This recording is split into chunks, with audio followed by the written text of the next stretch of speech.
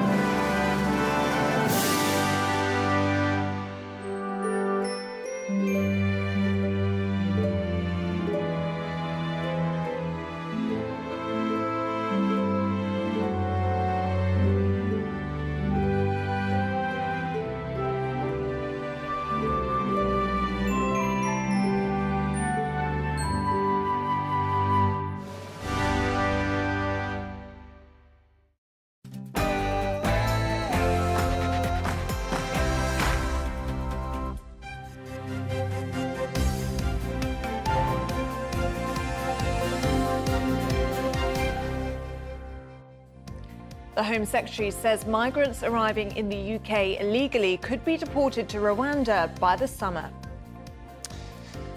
Good morning, 6 o'clock on Sunday the 19th of March. This is Breakfast on GB News with Stephen and Ellie. These are your top stories. The first asylum seekers could be flown from the UK to Rwanda in the next couple of months, as the Home Secretary, Suella Braverman, confirmed there was every possibility that the government can move quickly. Scotland's First Minister says it was right for her husband, Peter Murrell, to immediately stand down as the SNP's chief executive as the party was considering a vote of no confidence in him. And it's Mother's Day. How are you celebrating? We'd love to hear from you. And if you've made any last-minute dashes to the shops for flowers and chocolates, let us know what you're doing with your mums today. Left it a bit late. If you have, yes, you have left it a little bit late, but there's still time. There is. Do not disappoint your mother. No, do not. Don't do that. But do let us know what you're up to today on Mothering Sunday, gbnews@gbnews.uk, or you can tweet us at gbnews.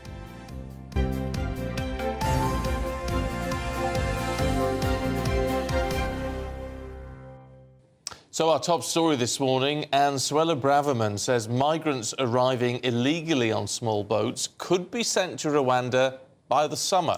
Yes, during her first official trip to the country as Home Secretary, she also warned the government could still leave the European Court of Human Rights if it's possible to move forward with the plan to tackle channel migrants. Well, our Home and Security editor, Mark White, has been with the Home Secretary and sent this report from the capital, Kigali. The Home Secretary's visit here is not just about reaffirming the UK government's commitment to push ahead with the Rwanda agreement.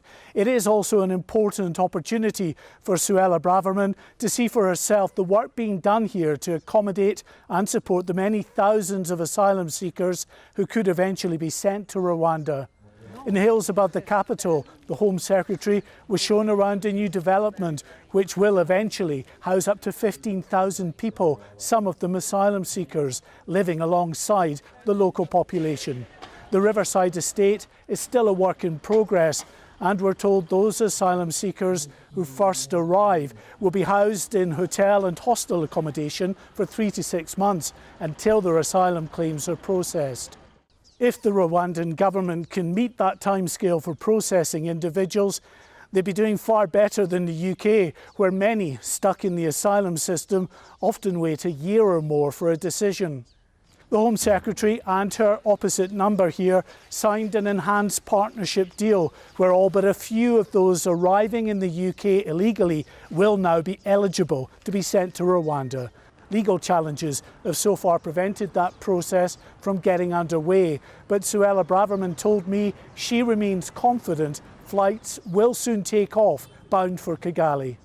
We had a win in the High Court at the end of last year, an emphatic judgment ruling that the economic partnership with Rwanda is lawful, that Rwanda is a safe country, that our agreement complies with human rights laws, with international obligations, and that gives me a lot of confidence that we can progress positively to actually delivering what our deal makes clear, that is, that if you come to the UK illegally, you will be detained and then swiftly relocated to Rwanda. The Home Secretary was also shown a skills academy attending a graduation ceremony for local students. This training centre, part of the Riverside housing estate complex, will also be open to asylum seekers. The government here says it is prepared to accept thousands of asylum seekers over the course of the partnership. A Rwandan government spokesman told me that Africans should not have to make that long and perilous journey to Europe, that those fleeing poverty and depression on this continent should be able to rely on their neighbouring countries to help them with refuge and opportunities.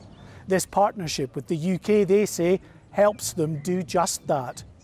Mark White for GB News with the Home Secretary in the Rwandan capital.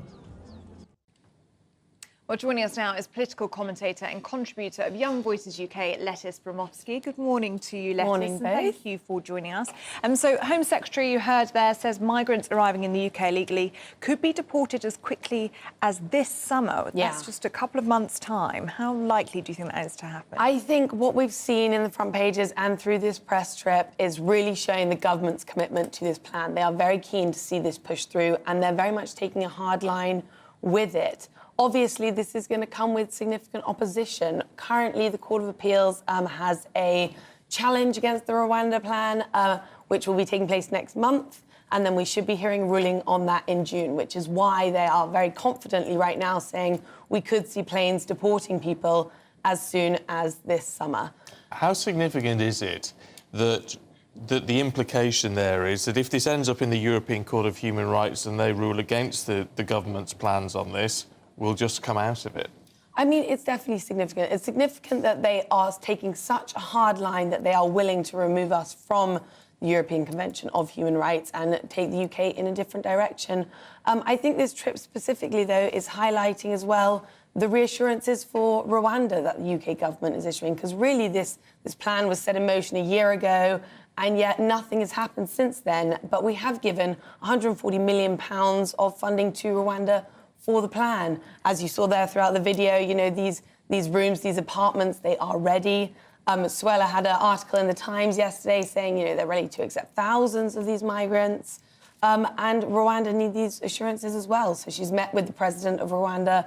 She's met with her counterpart in Rwanda as well. And they've signed this new agreement, which will essentially work to, as she said, close these loopholes so that anyone who's coming to the UK, whether their claim is through asylum, whether it's through the Human Rights Act, which will be things like modern slavery, or, you know, they have no claim at all, they'll be deported immediately to Rwanda and processed there. I mean, it sounds like tough rhetoric, but really it is another publicly funded visit, isn't it? As you say, it's already cost £140 million so far. But we saw Priti Patel on a very similar trip last April to Rwanda, and still not one person has actually been on that plane. I mean, there will be people who are watching and listening who just want to see a return on that investment. This is the second trip And so far... Exactly. No From the return. footage, you can see it's all very, very joyful. Everyone's laughing. Sweller's making jokes about how great the interior design is of these apartments. It's incredibly lighthearted. But just because she's there making, a good press tour, showing good footage, it does not mean that this plan is going to work. And I think realistically, having agreements with France and giving them 500 million euros as the agreement was signed just a few weeks ago is going to be much more likely a deterrent than being able to push this through with really blunt force. OK, that's the government, the Conservative Party, dealt with for the time being. Let's go north of the border, should we, in the SNP. So, yes. Obviously, Nicola Sturgeon's, she's still in place, but she's going very soon. And now we've had 2 resignations this week, including her husband, who's gone. Is the SNP unravelling? I mean, it would appear so. They've had a significant number of senior people resign over these recent weeks. As you say, Murray Foot, who was their Director of Communications, resigned just this week over misconduct. We had her husband, Peter Murrell, resign. But we've also had people who are her loyal advisors, such as Liz Lloyd, resigned as well because of allegations of misconduct that she was essentially tampering with the leadership contest by giving advice to one of the contestants. There's a huge number of allegations going around within the SNP party of misconduct. And really, I think whether it's seeing an unravel of the SNP as a whole or it's simply turning a leaf on its kind of Nicola Sturgeon era, we'll have to wait and see. But it's definitely not a good look for the SNP right now. No, very interesting that Nicola Sturgeon has come out and said of her husband that it's right for him to step down immediately. Just explain exactly what happened with this row, because it is about party numbers, isn't it? And Yes, it's not exactly. quite So the Mail, released a report last week stating that membership numbers for the SNP had gone down by 30,000 over recent months. And their Director of Communications came out and called this, falsehoods, it was all lies. This turned out to actually be correct. And he had been told, so obviously, Murray Foot, who is the Director of Communications, resigned immediately. And he also slightly threw the SNP under the bus, saying that he was acting in good faith and doing simply what he had been told. And so this is saying as well that they had been sort of fudging the numbers on these membership numbers. And this has now led to further allegations that perhaps this whole leadership contest is being rigged and that it should be restarted. So the wider implications of this have been significant, and it's sort of having a domino effect throughout the wider SNP. And this was also the reason that Nicola Sturgeon's husband has now resigned, because he said it was detracting from the overall leadership contest. OK, Lettice, good to see you. We'll catch up with you a little bit later on. Yes. Thank you. Thank you. OK, let's bring you up to date with what else is going on today. And Liberal Democrat leader says Britain must tear down trade barriers with Europe to improve the economy. In a speech in York later, Sir Ed Davey is expected to say Boris Johnson's Brexit deal has been a disaster for the businesses in the country. He'll also argue the country needs a more ambitious agenda, accusing the Prime Minister's aim of mere economic survival. Scottish Labour says delayed discharges in the NHS have cost taxpayers £293 million since June 21. The party says more than 1 million bed days were lost since then until January this year because of people being longer in hospital than they should have been. The Scottish Government says it's announced an £8 million commitment to tackle the issue. Mobile users across the UK will be sent an emergency warning message by the government next month to test a new public alert system. Users won't be able to use the phone on the 23rd of April until they acknowledge the alert. The system, also used in the US, Canada and Japan, is intended to be used in life-threatening situations.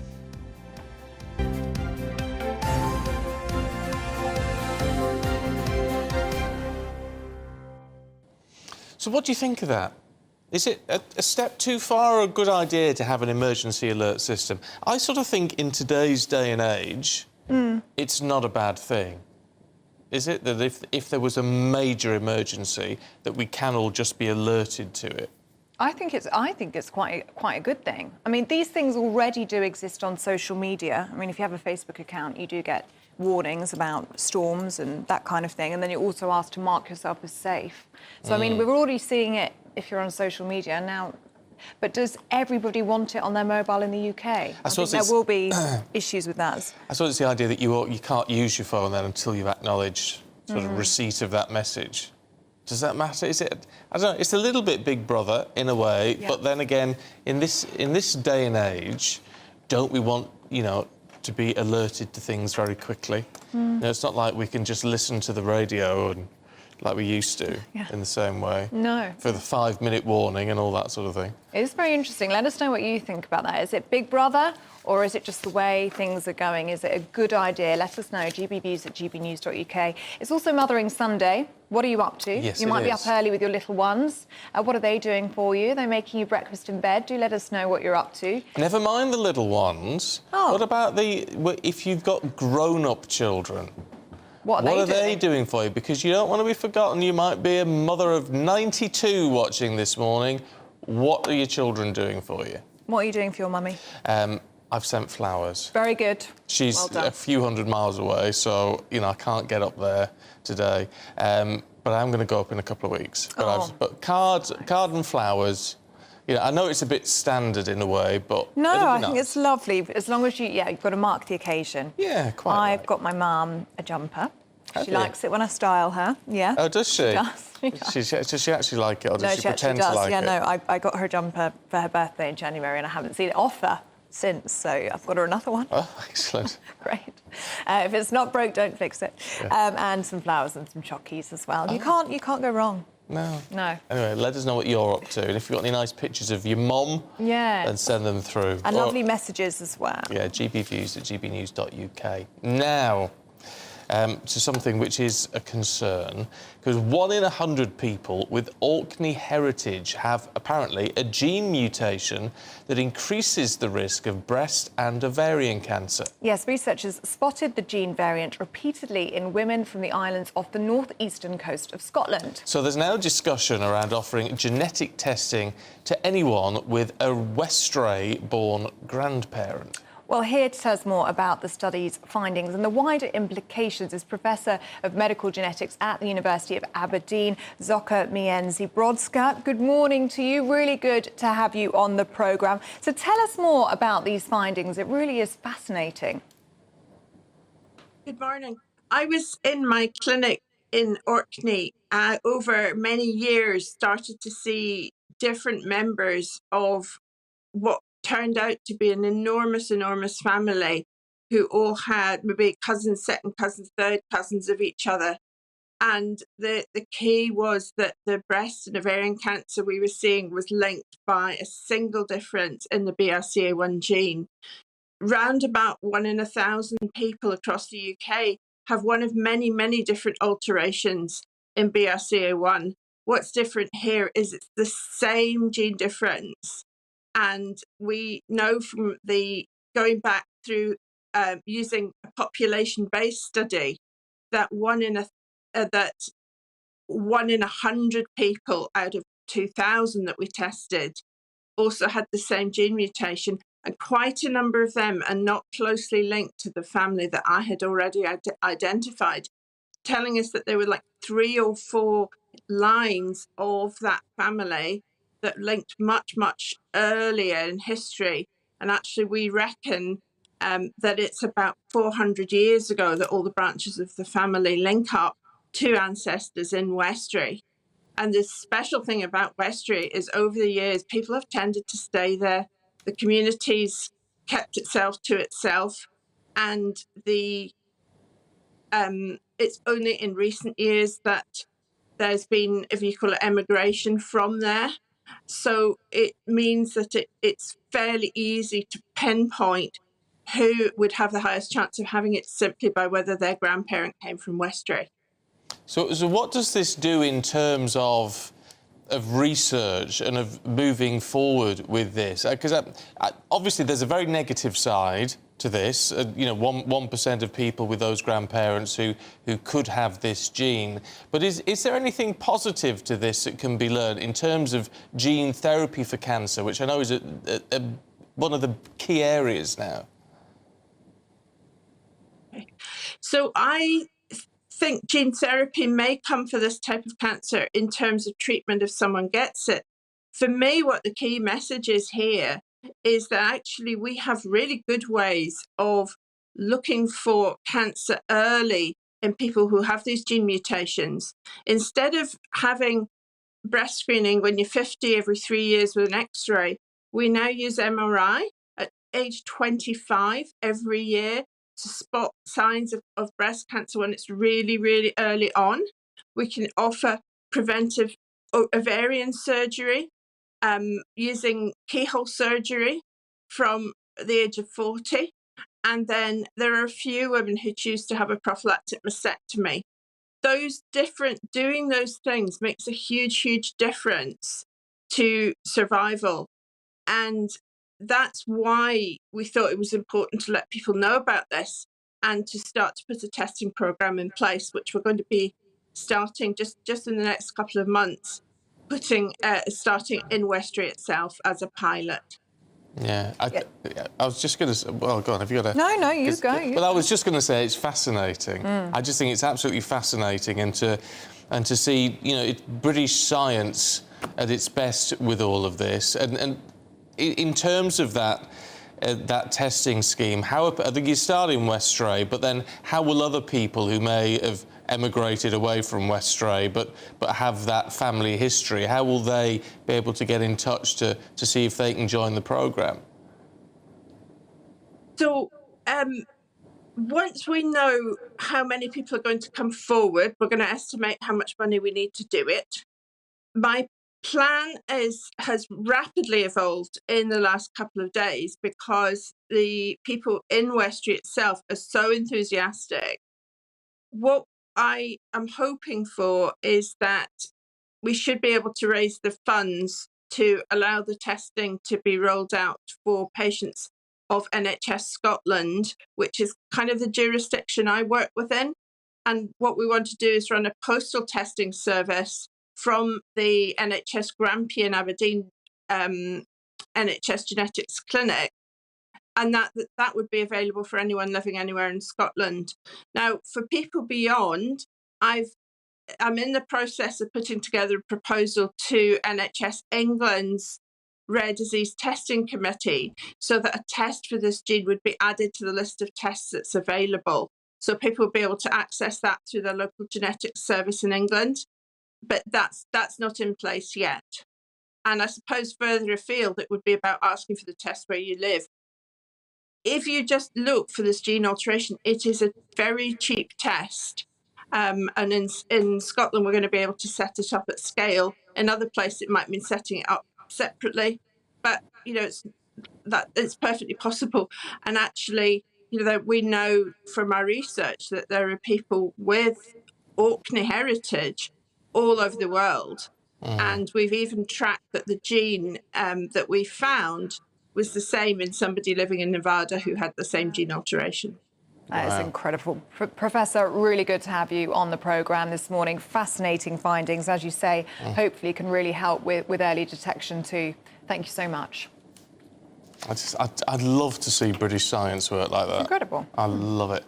And hopefully much more to come. Well, yeah, it's all these steps forward, and it's going to early detection really going to help.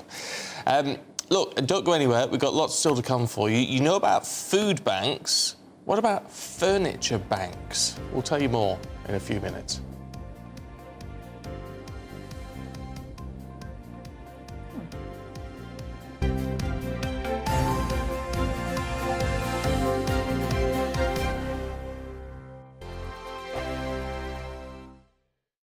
Monday to Thursday nights on GB News. At 6, it's Dubes & Co. 7 o'clock, Farage. At 8, join Jacob Rees-Mogg. And at 9, Dan Wootton Tonight, followed by Headliners. On TV, radio and online. This is GB News. It's all about family, being in people's living rooms, all the interaction and getting to know who our viewers and listeners are. When I was young, my dad used to say, Nana, stop arguing. I wanted an outlet that would enable me to give my opinion People are going through a really hard time right now, and I know that you don't feel like you're being listened to by the establishment. I came to GB News because it's the People's Channel, and I want the audience to have their say on the events of the day. We're dynamic. We do something different. Democracy shows that the wisdom of the nation is in its people. I get to travel, sort of find out what the story is from a personal perspective. The British people aren't fools. We know when we're not being told the full story. We've got to work out how Britain moves forward from this. It's the best country in the world. The establishment had their chance. Now we're here to represent your views. Britain's watching. Britain's watching. Britain's watching. We're proud to be GB News, The People's Channel. Britain's news channel. Join me, Patrick Christie's Monday to Friday, 3 till 6. We tackle the day's news agenda like you've never seen before. It's high tempo, high octane, the most controversial topics and the best guests. You will not be able to take your eyes and ears off it. I'm not afraid to ask the questions that you really want answered. 3 till 6 p.m, Monday to Friday on GB News, The People's Channel, Britain's news channel. I'm Andrew Doyle. Join me at 7 o'clock every Sunday night for Free Speech Nation, the show where I tackle the week's biggest stories in politics and current affairs with the help of my 2 comedian panellists and a variety of special guests. Free Speech Nation, Sunday nights from 7 on GB News, The People's Channel, Britain's news channel.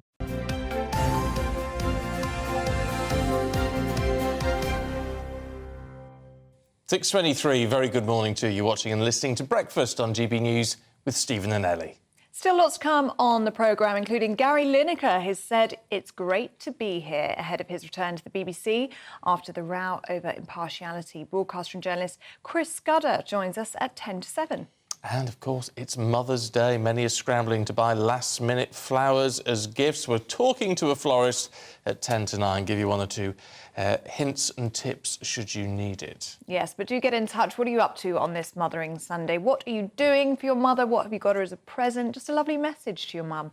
Do send them our way, gbviews@gbnews.uk, or you can tweet us at gbnews.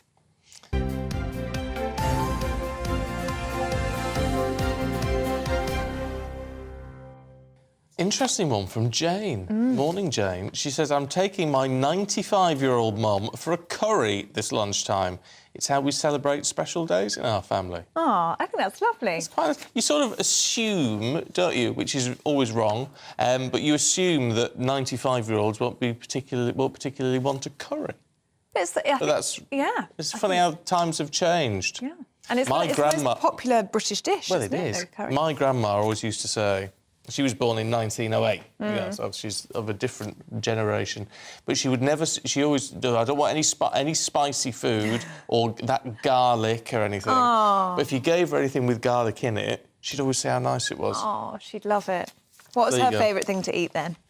Meat, tea, veg, some potatoes? That sort of thing, yeah. I mean, she's been dead a long time now. Oh. God love her. Very sweet. But there you go. Well, let us know what you're up to, what you're doing with your mothers. I'm taking my mum out for lunch as well. I won't tell her where, because she might be listening. Oh, right. Is it a surprise? Well, yeah, I'm going to make it. Mackie D's. Yeah, McDonald's.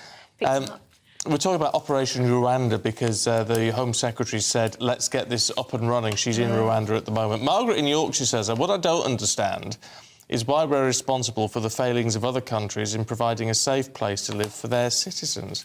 But that's, we are a signatory to the UNHCR Refugee Convention.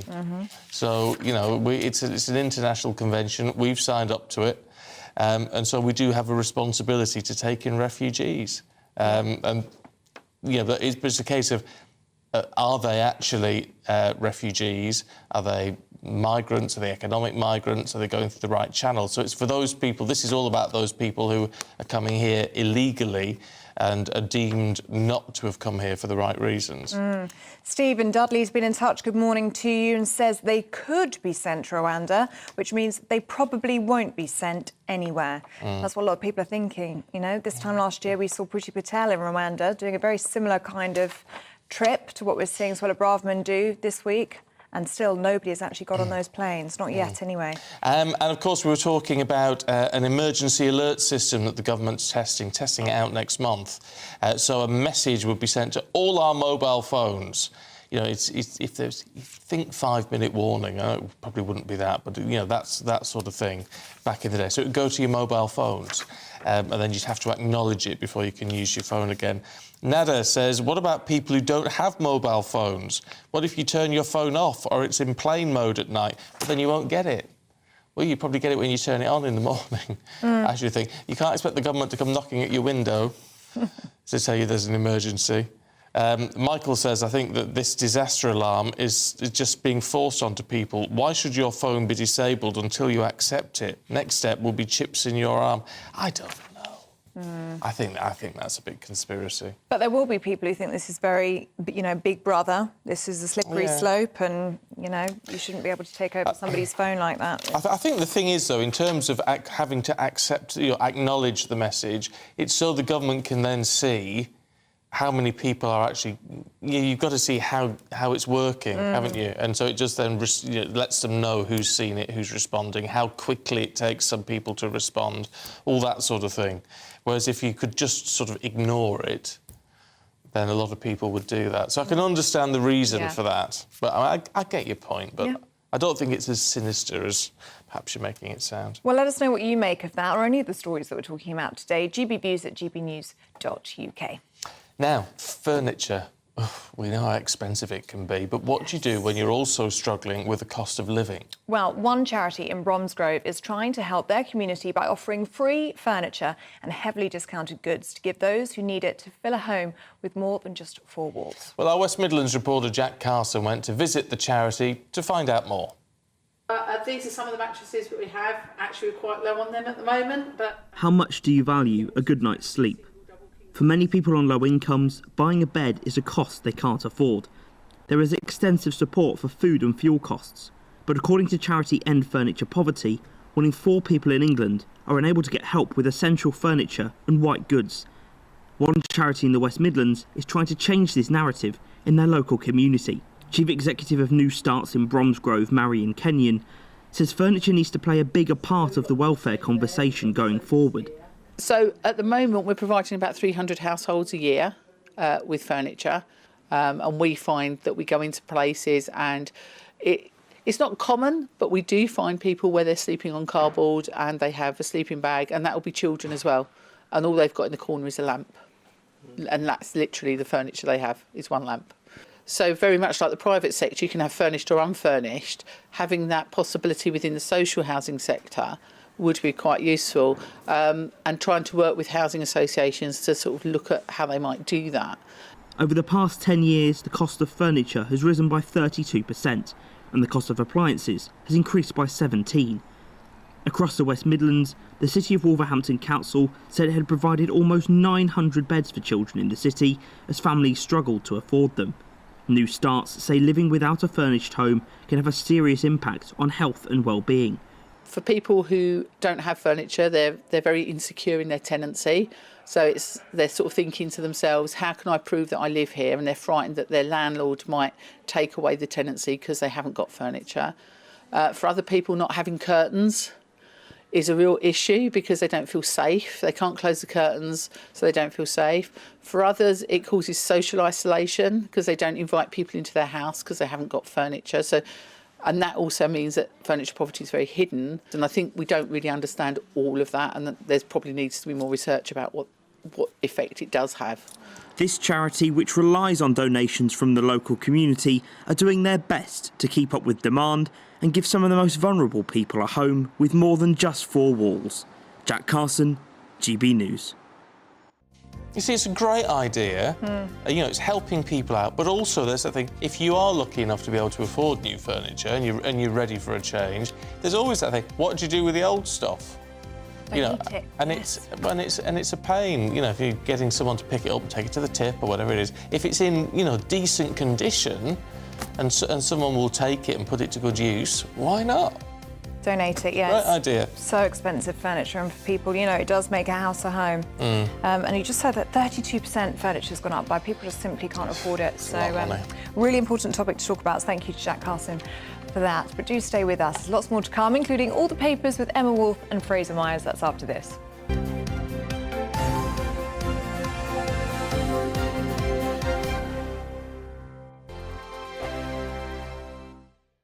I joined GB News because I was sick and tired of not hearing my views being represented, not just mine, but so many people that I knew and spoke to. I just couldn't get my voice out there. I couldn't say anything, I couldn't do anything. Whatever the narrative was, I kind of had to follow it. GB News is there to provide a voice for those who have been ignored by the establishment media. We think different things, we've got a different style. GB News is here to be optimistic and positive about the future. It's real kind of dynamic and flowing, with the audience very much at the heart of it, like a big family.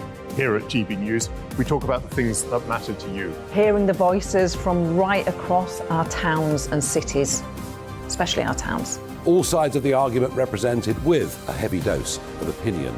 We're on a mission here to make a difference. And the GB News family really is here for you, and whatever time of day you can watch or listen. Britain's watching. Britain's watching. We're proud to be GB News, The People's Channel. Britain's news channel. Hello, I'm Michelle Dewberry, and you can join me every weekday 6 till 7 on Jubes and Co. You're an inspiration to us all. Clip that bit up. Well, you are. That's my ringtone. My political ambitions are, those days are gone, I can tell you. She's only teasing. Go on. He's probably going to want to lay down now. I'll give him 2 minutes to have one. Let's respectfully disagree. That's what we like on Jubes and Co. Come and join us. GB News, The People's Channel. Michelle Dewberry, weekday evenings at 6 o'clock. Westminster is going around in ever-decreasing circles, followed by the media. Britain is broken.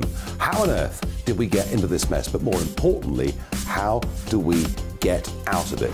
Join me at 7 p.m, Mondays to Thursdays on Farage, here on GB News. We will have open, rational debate. We've got to work out how Britain moves forward from this. Join us here on GB News, the People's Channel. Britain is watching.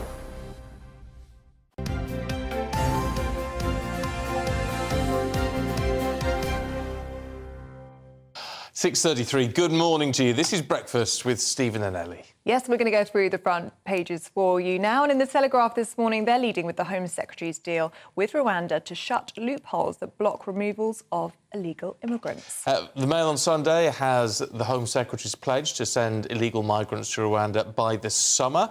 The Times reporting on retail giant John Lewis. It's considering a dilution of its partnership structure amid the crisis on the high street. Ooh, that's interesting. Is it? Oh. Yeah, that is interesting. Your ears pricked up there. Well, yeah, because if you work for John Lewis, you are a partner, aren't you? Yes. And you get benefits for that. So if they're going to change that, that could upset a lot of staff. The Observer says that Boris Johnson preparing to make a televised defence of his actions during the partygate scandal. And finally, in the Sunday People, we're told criminals are dodging jail sentences because of overcrowding in prisons. OK, let's go through the papers now with Deputy Editor at Spiked, Fraser Myers, and writer and columnist Emma Wolfe. Good morning to you both. Nice to see you. Fraser, let's have a look at the Sunday Telegraph, should we? And we are going to get migrant flights to Rwanda by the summer, says the Home Secretary. There's a lot of caveats to that, though. Yeah, this is the new claim by Suella Braverman. I mean, people will be aware that this Rwanda scheme has been stop and start, many times over the years. The last time a flight was due to lift off, but the European Court of Human Rights slapped it down and prevented it from leaving, even though the UK High Court had said it's OK. So Suella is basically trying to reassure people, or reassure her fans, essentially, because this is obviously a very contentious piece of policy, that all of the loopholes have been closed, that by this summer, essentially, a flight will be allowed to take off. It will be human rights compliant. She's been on this trip to... Do we know... But that's the interesting part. What loopholes have been closed? Well, essentially, before, one of the issues was it was only covering asylum seekers, and now it's going to cover all kinds of other migrants and... And it's the closing the modern slavery loophole. That was the thing, that was the claim that people always use, modern slavery, and so apparently they've closed that loophole, haven't they? Right. And so she's been on this trip and she's been showing off the new homes. It's been widely reported that she liked the decor, and she says the Rwandans are champing at the bit to get this scheme going.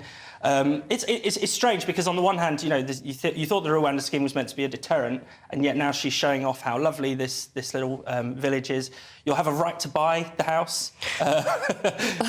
Honestly, you couldn't make it up. Should we tell us about the rugs, once you get the right to work. It's all very bizarre.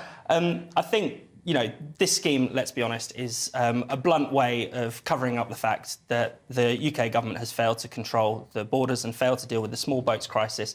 A lot of that comes down to the failure to deal with the kind of people trafficking gangs, and this feels like, you know, a bit of a distraction from that. I don't think we're going to see that many people sent off to Rwanda, and when they do, frankly, these things have been tried before. But you wouldn't want that many people to be sent. No, of course in not. the sense that it's meant to be a deterrent. You know, you send a few hundred and then it's meant to stop everyone else wanting to come over. Yeah, and it'll be interesting to see what the Court of Appeal do. They've got a ruling that they're hearing this challenge next month, so if they go with the High Court. It's been a very high-profile trip, 2 days in Kigali, as you say, lots of touring around beautiful little homes and things like that.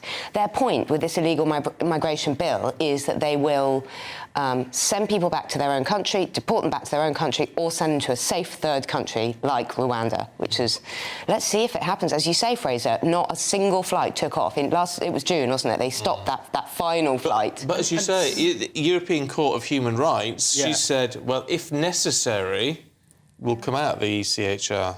Well, she says nothing's off the table. She has to say that. She has to say that. I don't think this government is up for that fight, to be perfectly honest. Why is it a fight to come out of that? Well, and she says it doesn't breach those, you know, it doesn't breach the ECHR if they go with the High Court ruling and then the Court of Appeal. Yeah, as it happens, I don't agree with this Rwanda policy, but... I'd never guess. No. But I also, you know, I do worry about the interference of the ECHR and judges of every level. You know, this is a policy decided by the democratic government, a democratically elected government. We have a chance to kick them out if we don't like it. I think that's the way things should be. There's far too much judicial interference in this question of migration. It means that we don't really have a full-on, no-holds-barred democratic debate over how we should control the borders, how generous we should be in terms of our asylum system, because clearly it's kind of broken at every level. You know, in some cases we're not generous enough, and in other cases we're maybe a bit too lax, and we're allowing in, you know, criminals and people who shouldn't be welcome here. So that we need to have that debate out in public, and having, you know, the judiciary put their thumbs on the scale actually doesn't help that at all. It doesn't get us to where we need to be with a kind of proper immigration system. OK, Emma, let's have a look in The Observer, shall we? And this is world leaders backing the International Criminal Court's decision to issue an arrest warrant for Putin. Yeah, I mean, this is largely symbolic, this arrest warrant. We know that this is a few days ago, we know that Vladimir Putin is very, very unlikely to ever end up on trial or in court in The Hague, certainly. Defendants cannot be tried in absentia, but it is significant. It's very significant. It's the first arrest warrant that's been issued over war crimes in Ukraine. The actual charge, I believe, is child deportation. Hundreds, if not thousands, of children appear to have gone missing from Ukrainian orphanages. I mean, in sort of quite, you know, murky circumstances, holiday camps, school trips, that kind of thing. They are then adopted, apparently, in Russia. Their identities, their past is effectively erased. So it is pretty scary. But obviously the charge, or the arrest, the charge itself, conviction is unlikely to stick or to ever come to fruition. But Putin will be labelled for the rest of his life an alleged war criminal. Yeah, well, he will. He will. And internationally, it makes it very difficult for people to have dealings with him if they want to retain their reputation. Makes it very difficult for him to travel anywhere, because if he goes to any ICC signed-up country, he has to be arrested. He doesn't travel. I mean, he's petrified of COVID. He's utterly paranoid about COVID and anyone coming within 10 metres of him. So he's unlikely to travel. He can still go to China, which is good, because he's great mates with Xi Jinping. But... Or America. Yeah. Actually. Yeah. Not a signatory to the ICC. Exactly. I don't know. I think there's a downside to this in that, you know, obviously everyone agrees that Putin is a monster. We all accept that these war crimes are happening. But at the end of the day, you know, we do want this war to come to an end. And I want the war to come to an end by Putin backing down, by Putin getting out of Ukraine. And there is a sense that if, you know, the international community decides that there is no way out for him, then the only option is to press through and press on. So there is a slight danger there. I mean, on the other hand, you're right, it's symbolic. It's just not going to happen. He's not going to be hauled. But doesn't it, Fraser, add internal pressure on him? I mean, there's a lot of external pressure now, but doesn't it add internal pressure to those other people around him? I think if you're part of Putin's inner circle in the Kremlin, I don't think you hold the ICC or any of these international bodies in very high regard at all. Medvedev said the arrest warrant was toilet paper, and the foreign minister laughed it off. I think you so see them as institutions. Really not seriously. Exactly. You see them as institutions of the West, and that's And but they're saying that in public Mm. doesn't necessarily mean that's what they're thinking in private. No. They wouldn't dare say anything else in public, would Of they? course. They'd be dead by the morning. I'm just not convinced. I think Fraser's point holds. I don't think this is the thing that's going to terrify them or bother them. It's going to be how the war plays out on the ground. That is going to be what decides the fate of Putin. And I hope we do more than this. I hope this isn't the thing that we do, oh, he's a war criminal, and then we sort of throw our hands up, because that would be more dangerous. Robert Fox, the defence editor at the Evening Standard, was speaking to us yesterday and said that, similar to what you're saying, Fraser, at the moment it doesn't hold much weight, but when the tables hopefully do turn on Putin, that will be, when these start to hang over him, these arrest warrants, being an alleged war criminal. I mean, that inner circle then will start to turn on him with something like this. So it's an interesting point, isn't it? Fraser, let's look at the Sunday People, shall we? And criminals dodging jail sentences because of overcrowding in prisons. So it turns out that our jails are so full that a lot of people are being given suspended sentences that you would really think wouldn't deserve them. There's certain people who have assaulted police officers who are being given suspended sentences, people who've stolen, tens of thousands worth of parcels from DHL warehouses being sort of spared jail. I think the real problem here is that, yes, prisons are overcrowded, but I think in general we send too many people to prison. England and Wales sends more people to prison than anywhere else in Western Europe. So we need to think about that. I think we should reserve prison for the most serious offences, and then when people do commit serious offences, like assaulting a police officer, they should damn well be sent to prison. They should be sent there for a very long time. There is also a problem of short prison sentences, because that actually really messes up what's going on in the prison system. That means that people can bring drugs into prison. It disturbs the kind of order of things a lot of the time. That's often the... Why does it mean people can bring drugs into prison? Because if you have people coming in and out, it just makes it easier for people to smuggle things in. And sometimes people go into prison for a short sentence and they come out addicted to drugs. And it's almost like a kind of reverse rehabilitation a lot of the time. That's how kind of poorly our prisons are run. I don't know. I question that, because I went on a prison visit not long ago, and the one thing I thought coming out afterwards was, how are drugs getting in? Because I went through a body scanner, I was patted down, I had to be sniffed by dogs. But I always wondered this, how are drugs, and we know drugs and mobiles and things like that are rife in prisons. How are they getting in? I don't know. They couldn't get in through the visitors, I'll tell you that much. I don't mean to come over all Happy Valley, but I think things get flown over on walls and on drones and in birthday cake. I mean, there must be some way that they're getting People will find a way. Or via police, prison guards and workers. There's a lot of people in and out of prisons. Yeah. And there's a lot of honestly, kind of I was just astounded. I was like, how on earth can this happen? I mean, I couldn't have snuck a polo mitt. But there are vans going in and out, there are catering staff going in and out, there are guards, people are going in and out every single day. And are you saying, I mean, look at what the Met Police, well, probably the next story, but look at are you saying that everybody who works in law enforcement is above the law?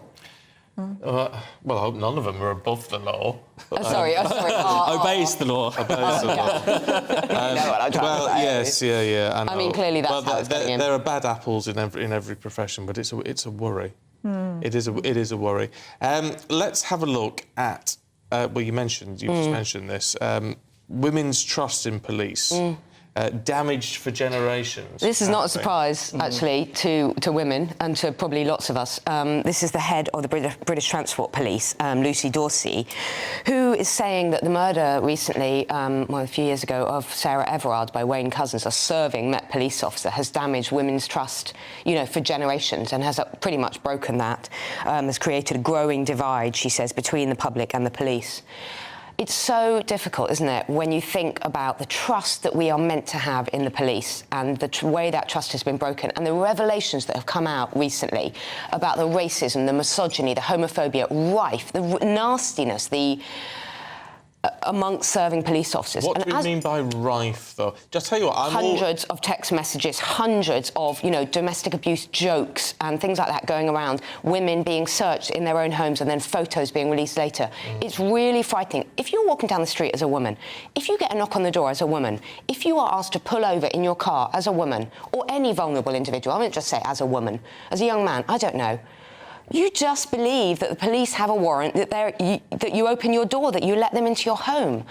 And then we find out that someone like Wayne Couzens was flashing, was exposing himself to women in public, that those reports were not followed up, and then a few days later he raped and murdered someone.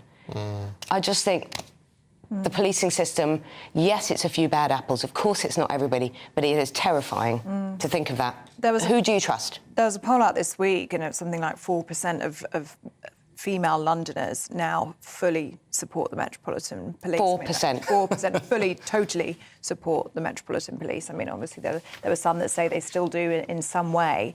But that's the worry, isn't it? That there will be women and young people out there who do not now trust in the police because of these, as Stephen says, few bad apples. But you tell me, if we're walking down the street on our own and a lone male police officer approaches us and tells us to...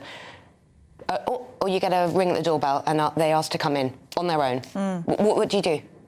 It's a police officer and they flash a warrant and they're wearing uniform. I would think, I have to. Yeah. Well, yeah, you would, wouldn't you? But, I mean, after Sarah Everard, I was actually talking about it with my friends last night at dinner when we were saying...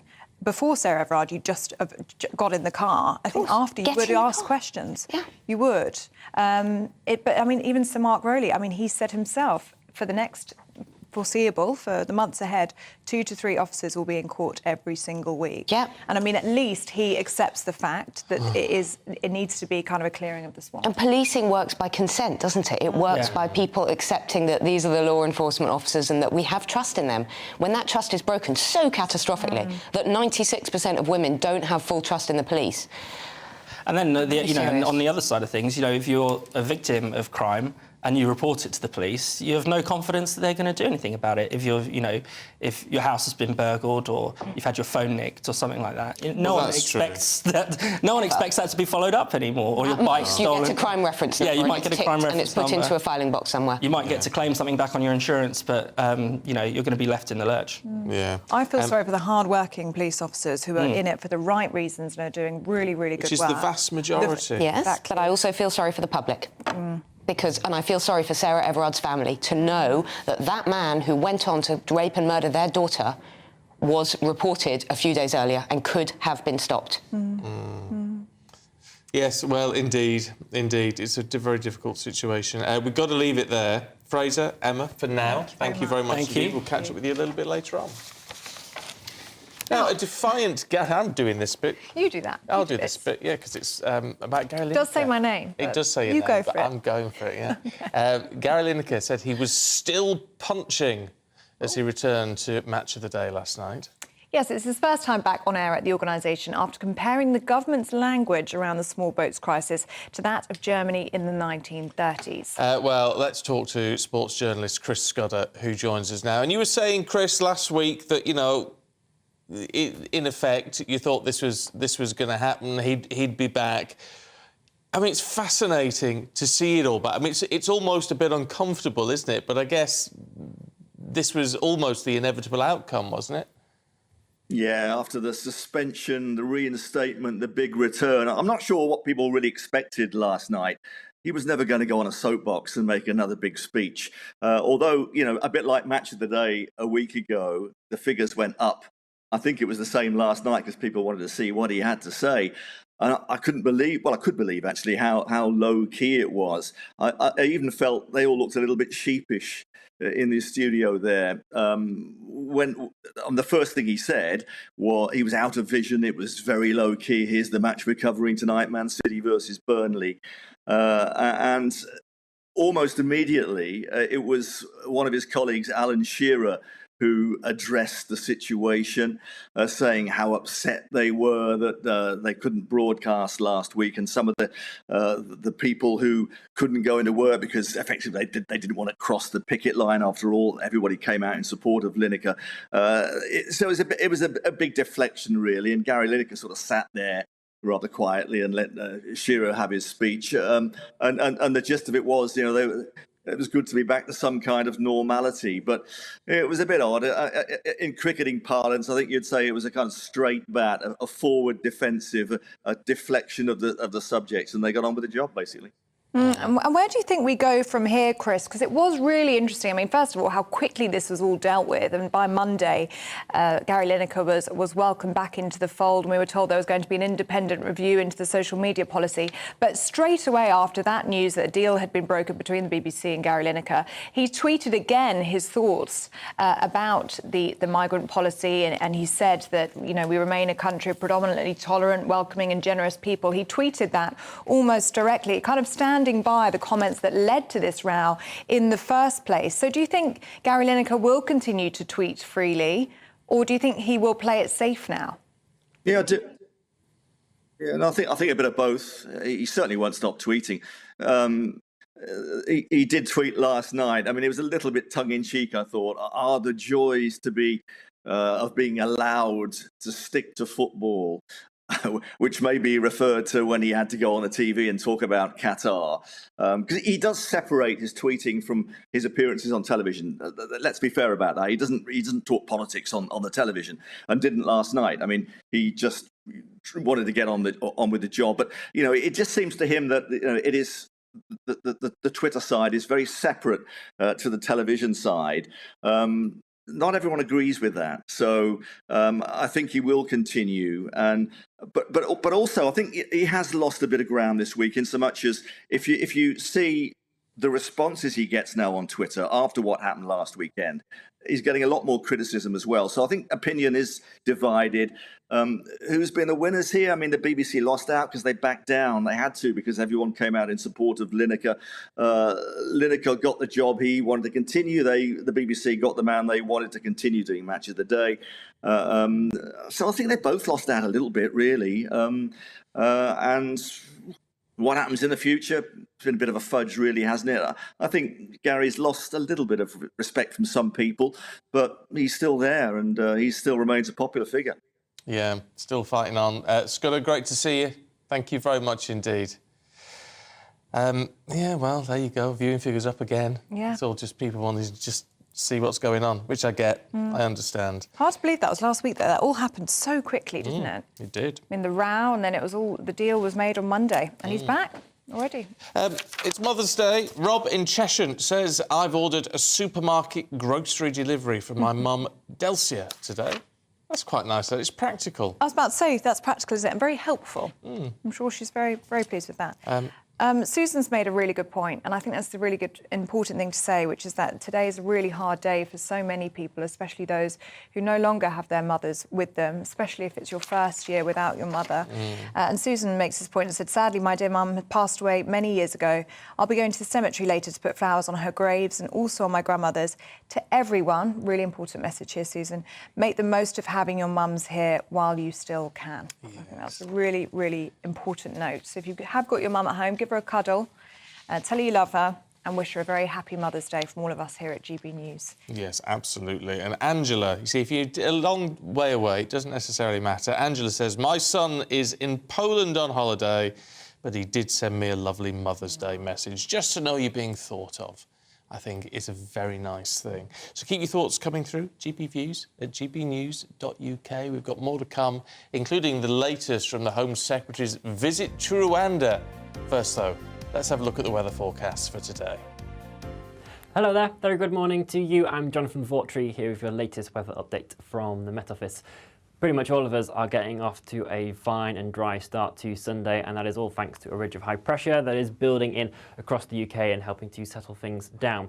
We do, though, need to watch out for these frontal systems that will gradually push into the west later on in the day. But for now, at least, there is a good amount of sunny intervals to start off the morning. Some cloud just lingering across Northumberland, Yorkshire, eastern coastal areas, and there are a few light showers for the far southeast and the far northeast as well. It's into the afternoon then where this cloud is going to start building across Northern Ireland and the rain starts spreading in, also pushing into the likes of the Outer Hebrides as well. So certainly a damper end to the day here. but a good amount of sunshine still persisting across many other areas, and where you do hold on to that sunshine, temperatures will be climbing to highs of 12, 14 degrees Celsius, so feeling quite pleasant. Into this evening, though, that rain is going to continue to push its way north and eastwards, turning wintry over the higher grounds of Scotland, and generally a fairly damp and soggy night to come for Northern Ireland and Northern England as well. Further rain then pushing into Wales, southwest England, that will gradually move its way further eastwards as well. But underneath all that cloud, temperatures won't be dropping too far. Many towns and cities holding around 6-7 degrees Celsius, just that bit chillier across the very far northeast of Scotland, where we see some clearer skies, and we'll also hold on to much of the drier weather throughout Monday in the northeast as well. The most persistent rain moving from Northern Ireland up into southwest Scotland. For England and Wales, it'll be more drizzly outbreaks of rain, some drier intervals in there as well. But for all of us, the breeze will be strengthening. But that breeze is coming up from a southwesterly direction, which is starting to feed in again some milder air. So once again, highs 13, 14, maybe 15 degrees Celsius.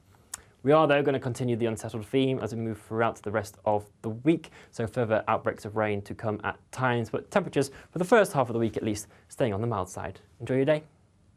I'm Jacob Rees-Mogg, the Member of Parliament for North East Somerset and a former government minister. For years, I've walked the corridors of power in both Westminster and the City of London. I campaigned in the largest democratic vote in our island story. I know this country has so much to be proud of. We need to have the arguments, the discussions on how we make it better. The wisdom of the nation is in its people. Vox Populi, Vox Dei. That's why I'm joining the People's Channel. Join me Monday to Thursday at 8 p.m. on GB News, Britain's news channel.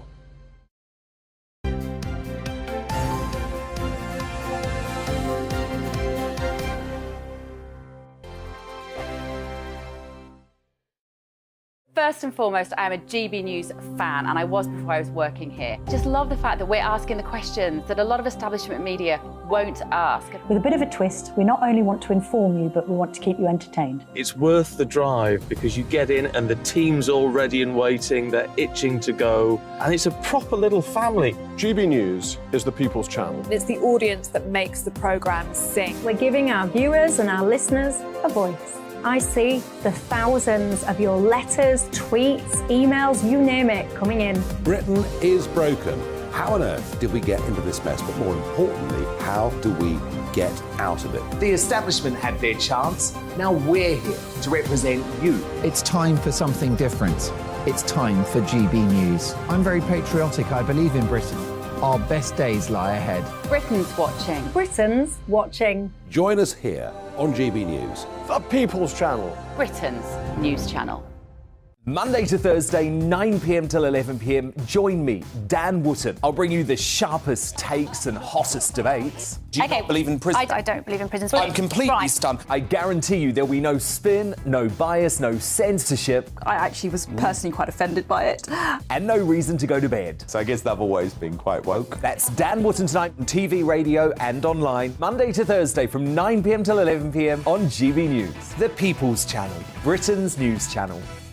I'm Simon Evans. Join me on GB News for Headliners at 11 p.m. What's the scoop? I'll be joined by two of the country's top comedians. That's right. As we take a look at tomorrow's newspapers tonight. We're going to get into trouble. If it's a big story, we'll be covering it. Spill some tea on him. There we go. But we'll also have some fun. I wouldn't stick up a bank. My father didn't love me. So anyway. Headliners every night from 11 on GB News, the People's Channel, Britain's news channel.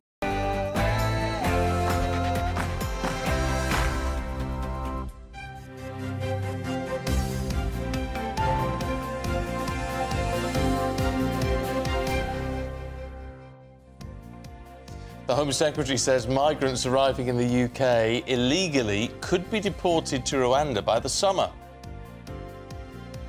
Good morning, it's 7 o'clock on Sunday the 19th of March. This is Breakfast on GB News with Stephen and Ellie. Here are your top stories this morning. Well, the first asylum seekers could be flown from the UK to Rwanda in the next couple of months as the Home Secretary confirmed there was every possibility that the government can move quickly. Scotland's First Minister says it was right for her husband, Peter Murrell, to immediately stand down as the SNP's chief executive, as the party was considering a vote of no confidence in him. And, of course, it's Mother's Day today. How are you celebrating? Are you going to serve your mum breakfast in bed? We'd love to hear from you. Find out how you're spending the day. You better be fully prepared. That's all I'm saying. Like you. Get the flowers orders in. Get the flowers ordered. Or don't tell your mother early what she's got as a gift. Like announcing it on television when she's watching. Ellie Costello. Yes. My mum just texted me saying, looking forward to seeing you later and looking forward to my jumper, because I said it. I can't be trusted with anything, You can I? can't be trusted with anything, but I'm sure, Miss Costello, it will be a lovely jumper. So you're in for a nice day. Yeah. GB Views at gpnews.uk if you want to join in this morning.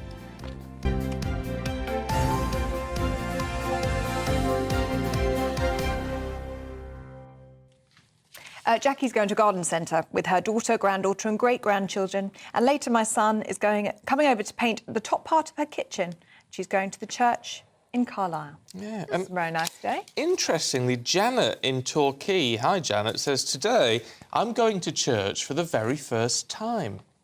I was spending the day on my own as my children all live far off. They've all sent gifts and cards and we'll video call later. But church for the first time. I think that's really interesting. Do you? Yeah, I do. I like going to church. I don't get to go very often because I'm working on a Sunday.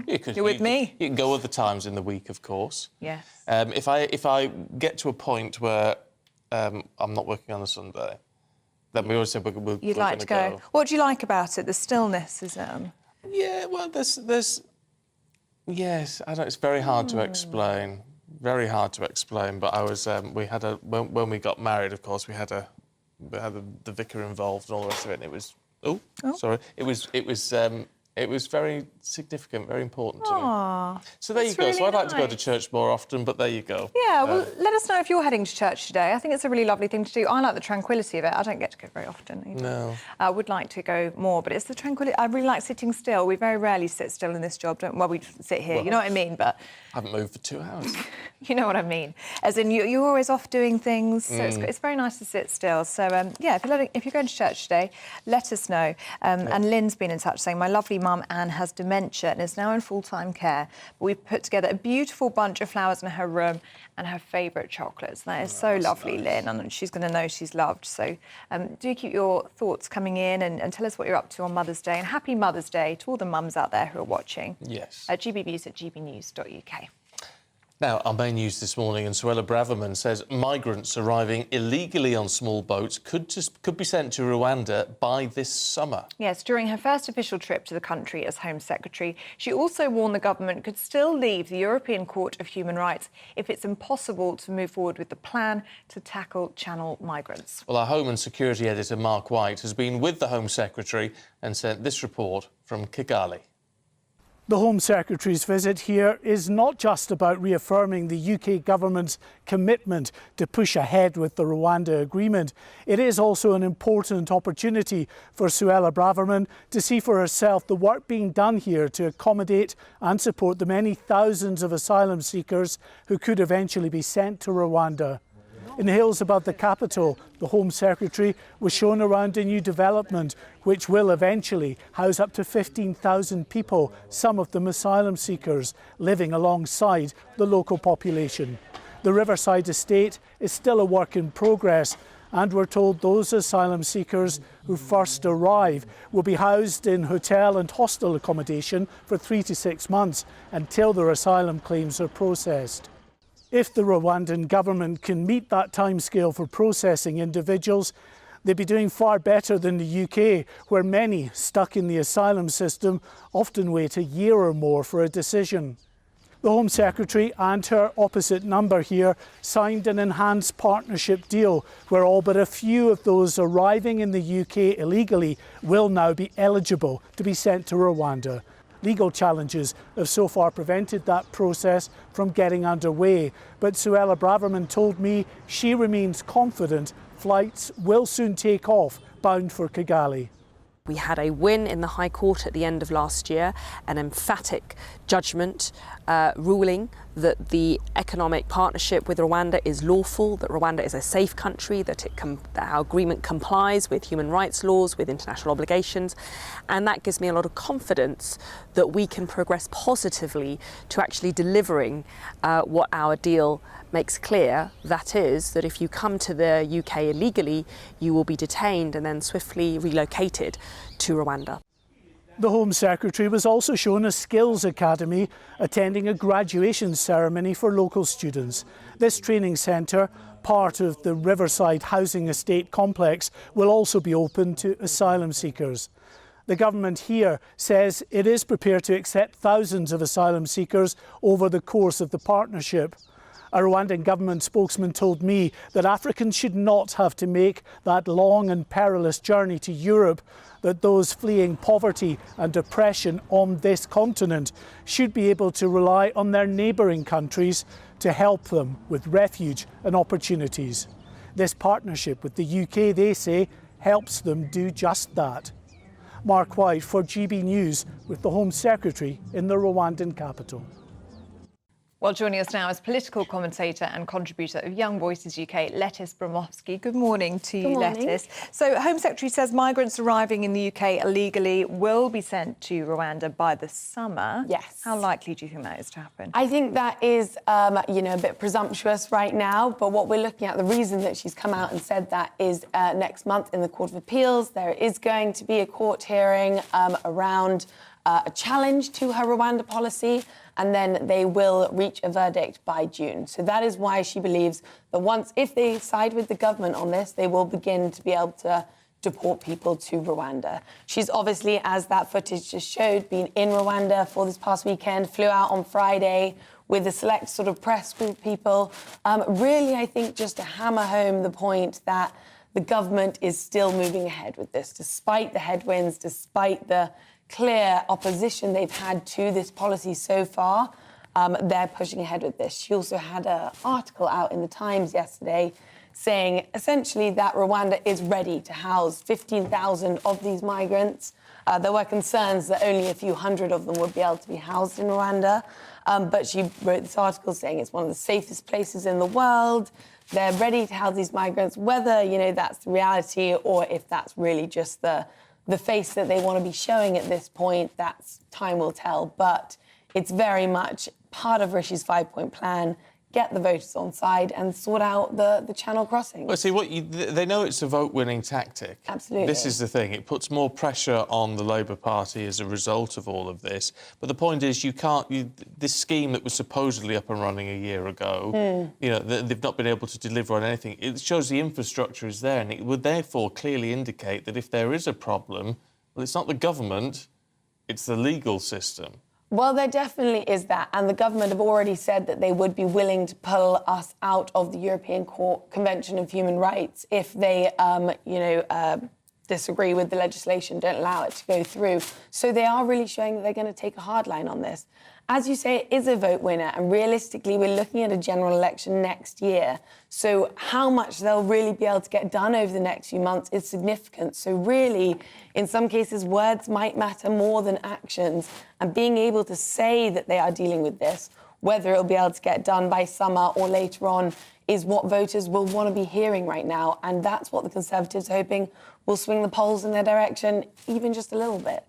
But will voters be happy with the fact that this is the second publicly funded trip to Rwanda so far for Home Secretary? We saw Priti Patel there last April. I mean, as you say, it costs £140 million, this deal. Yeah. But still nobody on those flights. I mean, people watching and listening at home who care about this issue, they want to see a return on that investment. It hasn't happened so far. Exactly. People are looking now for something to move along in this. And that very joyful, happy footage that we were seeing, it was highly positive on where people are staying, how great it'll be. They'll have a front garden, a back garden, car parking spaces. It was really pushing home the fact that this is going to be a great sort of almost holiday destination for these migrants to be going to. But we haven't seen any return on that 140 million so far. And so really we need to be seeing a little bit of action now. And a lot of that will be waiting for what that Court of Appeals says next month. Talking about international matters, one of the key developments in this last week has been the arrest warrant issued for Vladimir Putin by the International Criminal Court over what has happened, what's happened in Ukraine. This is specifically to do with child abduction from Ukraine. We've just found out that in the last 24 hours, he's actually been to Ukraine. He's been in Mariupol. Now, it's a Russian-occupied city, so he's comparatively safe. But clearly, this is him, let's be blunt, sticking two fingers up at the international community, isn't it? This is a very bold step by him, and I think I would say that from what the ICC ruled on, this is his sort of retaliation. We've seen he was in Crimea visiting a children's centre, which he had commissioned to be built, which, although we don't know, but allegedly could be used to house these children as they're forcibly removed from Ukraine and on their way to Russia. This is him sort of, I think, also trying to build morale on his side, because realistically, when the ICC put out that arrest warrant, there is not much they'll be able to do in terms of actually getting him in front of a court and having him tried in that sense. But it shows a united front behind Ukraine. It's a morale boost for the Ukrainians to say 123 signatories are supporting you and really saying that if he crosses into this territory, he will be arrested. And although, you know, likely he will not travel to those, he can travel to China, he can travel to Iran, but it's really just saying it's morale boost. So for him to turn around and say, well, I'm going to go to Mariupol, I'm going to go into Ukraine, that's his retaliation. What do you think the response has been in Russia? Because it's very interesting, the timing of all of this, isn't it? I mean, that arrest warrant comes out and then almost instantly Russian state media puts out those pictures and videos. If you are watching on the television, or if you're listening on the radio, I should say, we're just seeing pictures there from Russian state media of Putin in Mariupol in a puffer jacket walking around. I mean, he doesn't look to be afraid or concerned for his safety. No, he's not wearing any sort of protective gear. Is that all intentional, do you think? Oh, absolutely. It's a sign of strength. I'm sure that's to show that this is our fearless leader. He's not afraid to be in Ukraine at, you know, the front lines with all his troops. This is where, you know, he needs to be, and it's him showing that he's supportive of the war and that he's going in. He was even driving the car in that footage himself, you know. He can handle himself. He handles all his own issues himself. And that's a very clear message that they're trying to send. OK, Lettice, thanks very much indeed. Thank you very much. It is 13 minutes past 7. Let's bring you up to date with the other stories this morning. And the Lib Dem leader says Britain must tear down trade barriers with Europe to improve the economy. Speaking at his party's spring conference later, Ed Davey is expected to say Boris Johnson's Brexit deal has been a disaster for businesses in the country. Scottish Labour says delayed discharges in the NHS have cost taxpayers £293 million since June 21. The Scottish Government says it's announced an £8 million commitment to tackle the issue. Mobile users across the UK will be sent an emergency warning message by the government next month to test a new public alert system. Users won't be able to use their phone on the 23rd of April until they acknowledge the alert. The system, also used in the US, Canada and Japan, is intended to be used in life-threatening situations.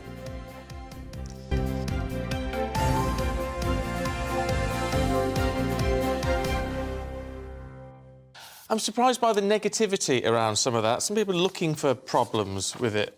Phil, he says, what happens with this emergency text? If you're driving, you're not allowed to touch your phone. You have to ignore it, Phil. Like, if you got a text message, you won't be able to do anything. You probably still get incoming calls on your phone, but that'll be it. Meanwhile, Dave in Essex says, I believe it's a good idea. Think of it as a 21st century air raid system. We are so far behind a lot of countries on many things, but at least in this, we are catching up. Sheila gives a different perspective. She lives in Corfu. Good morning to you, Sheila. We have alerts on our mobiles for some time now. The alerts are mainly for storm warnings when it's been deemed a danger to life. There were alerts too during the pandemic when there were high COVID areas. I don't see the problem with it as long as it's always for a reason. Yeah, and we've always had something similar, but just not for each and every one of us, just for the authorities, if you like. Dennis says, when I was a police officer 30 years ago, one of the first jobs on starting shift was to check the EWS, the emergency warning system, to check the beeps were coming through. From this system, you'd get instructions what areas could be under nuclear attack. And I was saying, you know, about 5-minute warning and all that. Someone, who was it? Tom says, what's the point in getting a message saying a nuclear bomb has been launched at the UK and you've got less than 5 minutes to live? I said 5-minute warning. It's not necessarily what it's about. I mean, it'd be about other things as well, terrorist attacks or what have you, or maybe very severe weather conditions or something like that. I don't know if none of us are prepared for the 5-minute warning these days. We don't have... It's not quite the same, is it? No. But I'd like to know. Wouldn't you like to know? Oh, if something was coming. If something's coming, I'd like to know. Well, I'd like to be given a chance. To do what, though? To get into a bunker or something. Would you? I don't know where the bunker would be, but... Would that be your thing? You see, if there was a 5-minute warning for us, because I grew up near VSCL, the shipbuilding site in Barrow, and that was always going to be a target for Russia back in the Cold War and everything. And so the family philosophy was, if there was the 5-minute warning on the radio, we would all just go and get together and sit in the garden. Really? And just go. And that's still my philosophy. Really? You sort of think, I'd rather just go than try and live through the aftermath of a nuclear holocaust. Really? Yeah. Oh, gosh, that's dark. But at least you're with your family. That's quite... I think so. Just be with the ones you love and just say, well, this is our time now. Oh, no, I see. I'd put up a fight. I'd be in that bunker with my rations, trying to survive. Yeah, maybe that's the difference. But it's nice. I think that's good that you're a family man at heart and you be with your loved ones. It's very nice. Your loved one, go out with a bang. Oh, if it came to that. Well, quite literally. Quite literally, yeah. Is that depressing or is that just realism? I don't know. I don't find it depressing in that sense. Well, I just think... you certainly put some thought into it. Oh, yeah. Well, yeah, but you had to back then. I suppose that's very true, yeah. It was, you know, it was like a genuine threat, It's genuine fear for people, yes. And it's not like that now. Even now, it's not as bad as it was then, so... Anyway, it's probably just going to be about bad weather. So let's not be maudlin about it all. Yeah, we stick to storms. We can deal with that, can't we? Yeah. Just about. Do keep your thoughts and opinions coming in on any of the stories. I mean, how would you deal with a nuclear attack? Let us know. gbviews@gbnews.uk, and also let us know what you're doing for Mother's Day. Yes, it is Mothering Sunday. Perhaps more indeed. cheery on a Sunday morning. Yeah, it would and be, happy Mother's Day if you are our mum watching and listening to us this morning. Happy Mother's Day to you, and thank you for joining us. Yeah, indeed. Now, Nicola Sturgeon's husband, Peter Murrell, has resigned with immediate effect. From what, you may ask?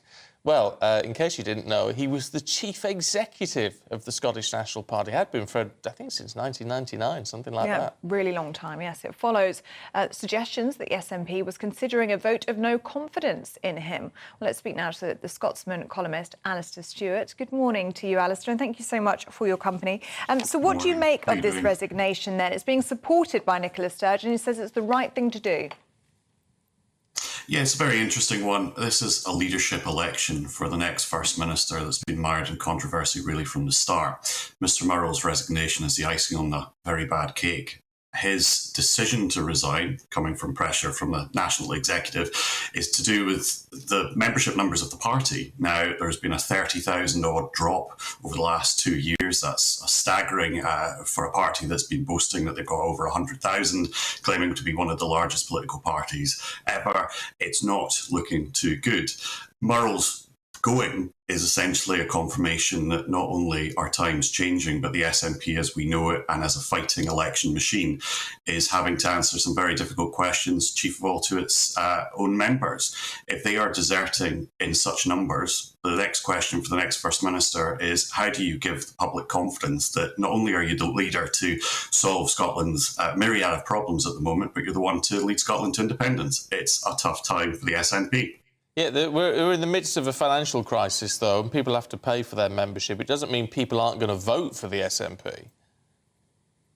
No, absolutely. But you have to understand that in Scotland, the SNP has become something of a myth machine. They are the front face of the Yes campaign. So much of the language around independence that the SNP are the ones to lead the way.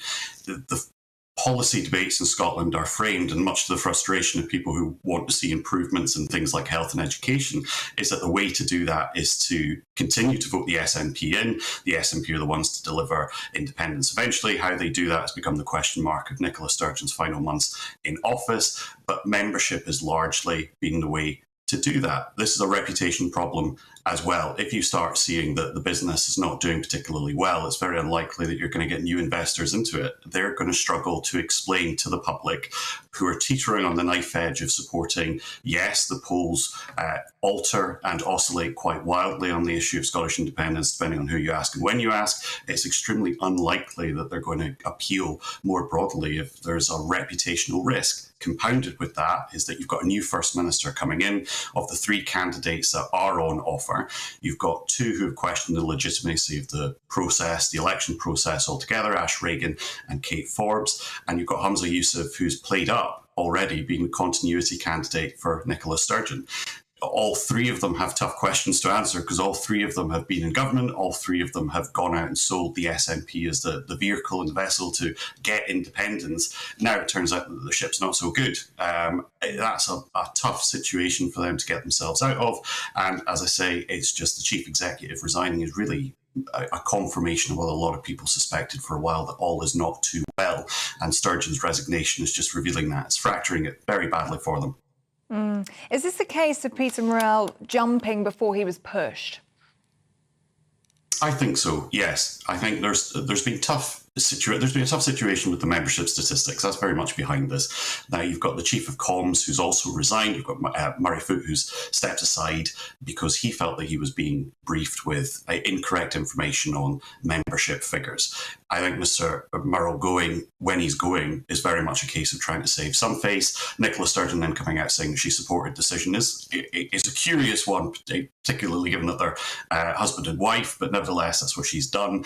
It's a question of damage control now. It's fortunate for the party that he's had the presence of mind to try and damage control this as much as possible. It'll be very interesting to see how this is spun in the subsequent weeks and the final weeks of the leadership campaign. But yes, it's very much he would have been pushed. But you see, within all of this, there are then these questions that are being raised, as you say, by 2 of the candidates, sort of saying, well, is this leadership election actually proving to be free and fair and unbiased and all the rest of it? So I mean, this may not be the end of the problems for the SNP. If Humza Yousaf is elected as the leader and subsequently First Minister, and the other 2 candidates kick up a stink about how the contest was held, well, it sounds like the whole leadership battle for the Conservatives, doesn't it, becoming increasingly bitter and problematic for the government? That's absolutely correct. The biggest annoyance to the SNP is that the parallels to the Conservative Party are there to see, particularly with the length of time that they've been in power. When you start talking about things like Peter Murrell's been chief executive for 20 years, that is your generation. That is a chunk of time. You can't just undo that legacy overnight. The 3 candidates who are coming in, Humza Yousaf is the current health minister. There's issues there. Kate Forbes is proving to be quite a controversial candidate. She's worked in finance, and Ash Regan resigned over the gender recognition reform stuff. All of this is to say that they have a tough time trying to separate their new government, whoever it may be, from the means by which they've been elected. You've already got members of their own party saying that the accusation that the leadership election is not fair or there's any doubt on it is Trumpian. Now, that's a shocking allegation from a party that's in government and is looking to to get a new First Minister. There's not much positivity there.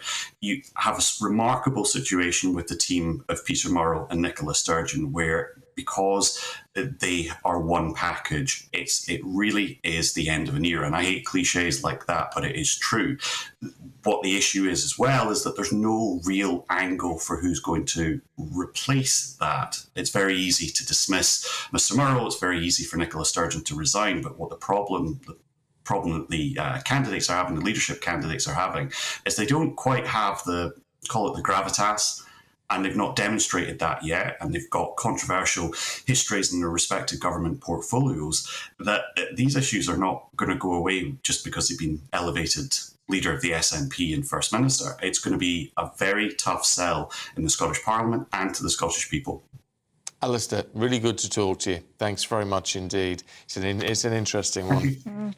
Very good point that you made, though, about it's yes, as always. You know, with the Tories, we saw that infighting. It kind of descends into chaos, doesn't it, when it comes to leadership election? We're seeing the same thing now with the SNP. Yeah, you go to a leadership election and it will crumbles, it seems. Yeah, you think they would have looked what happened down south and learnt, but, you know, it's the way of it all. It's the way of it all. Whether it's... It'd be interesting to see what happens in the next general election.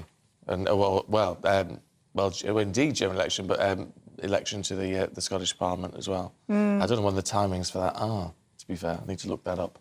If you know, let us know. gbviews@gbnews.uk. Voices going. It's good job we're going to a break. We're going to be talking about the coronation and what part Prince William's children will play at the event. Stay with us. We're going to a short break.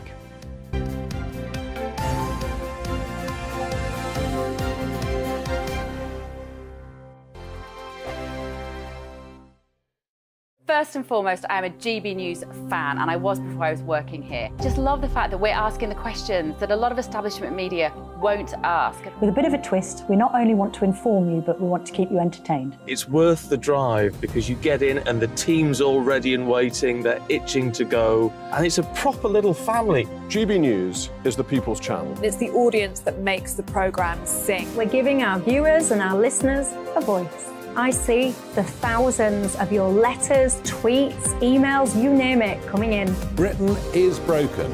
How on earth did we get into this mess? But more importantly, how do we get out of it? The establishment had their chance. Now we're here to represent you. It's time for something different. It's time for GB News. I'm very patriotic. I believe in Britain. Our best days lie ahead. Britain's watching. Britain's watching. Join us here on GB News. The People's Channel. Britain's news channel.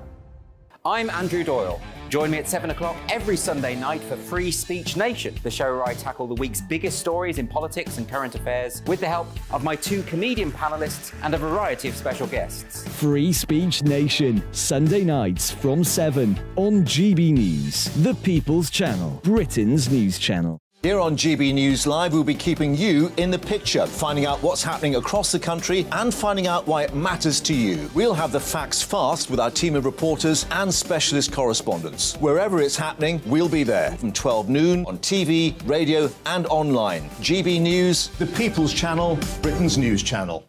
I'm Michael Portillo. Join me on GB News on a Sunday morning for topical discussion, debate, arts and culture, and sometimes even ethical dilemmas. I don't always agree with you, Michael. Michael Portillo, Sundays on GB News, the People's Channel, Britain's news channel. Hello, I'm Michelle Dewberry, and you can join me every weekday 6 till 7 on Jubes and Co. You're an inspiration to us all. Clip that bit up. Well, you are. That's my ringtone. My political ambitions those days are gone, I can tell you. She's only teasing. Go on. He's probably going to want to lay down now. I'll give him 2 minutes to have one. Let's respectfully disagree. That's what we like on Jubes and Co. Come and join us. GB News, the People's Channel. Michelle Dewberry, weekday evenings at 6 o'clock.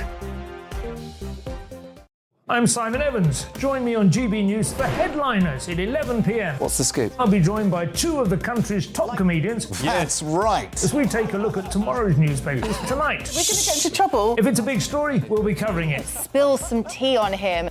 There we go. But we'll also have some fun. I wouldn't stick up a bank.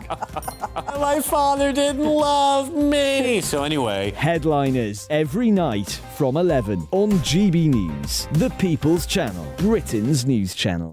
Monday to Thursday, 9 p.m. till 11 p.m. Join me, Dan Wootton. I'll bring you the sharpest takes and hottest debates. Do you not believe in prison? I don't believe in prisons. I'm completely stunned. I guarantee you there'll be no spin, no bias, no censorship. I actually was personally quite offended by it.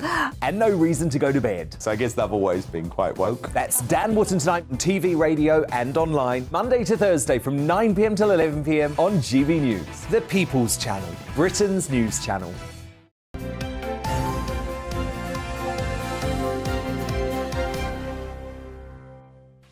At 7:29, you're watching and listening to Breakfast on GB News with Stephen and Ellie. Still lots more to come on the programme, including plans to move asylum seekers into the historic headquarters of the Dambusters during World War II have been labelled as absolutely insane. We'll find out why at 7:45. And do you want to treat your mum today? We're going to be finding out, excuse me, what the best mocktail is that you can serve her. That's at 9:15. I should imagine she'd just say, shove a vodka in that, would Where's you, the please? gin?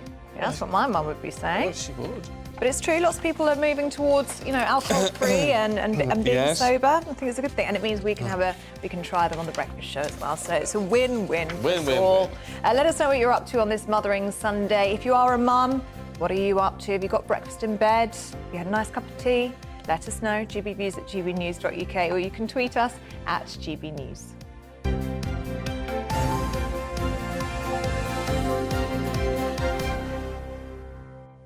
No such luck, though, for Alison in Cornwall. Oh, really? It says, breakfast in bed. I've been up an hour and a half and just made my second cup of tea. My daughter and husband are still fast asleep. Oh. I'm sure it's coming, Alison. Stay tuned. And you see, it doesn't have to be breakfast in bed. It doesn't have to be flowers or chocolates. Tony in Hailing Island, hi, Tony, says, Mum is 92 and loves fish. Oh. So no flowers, but a big card and a selection of frozen fish, mackerel, bream, bass and pilchards from the both of us, and she loves it. Oh, isn't that lovely? So here's some frozen fish, Mum. There you go. It's extraordinary. But It's a bit different, isn't it? And Sian says, we lost Mum in 2021 at the grand age of 96. You see, it's a good age, isn't it? It is. After a very full, happy life. But she's never really gone while she lives within our genes. Bacon, eggs and grilled tomatoes today, her favourite breakfast. Oh, that's really lovely, isn't it? Lovely. You want some hash browns with that, Sian?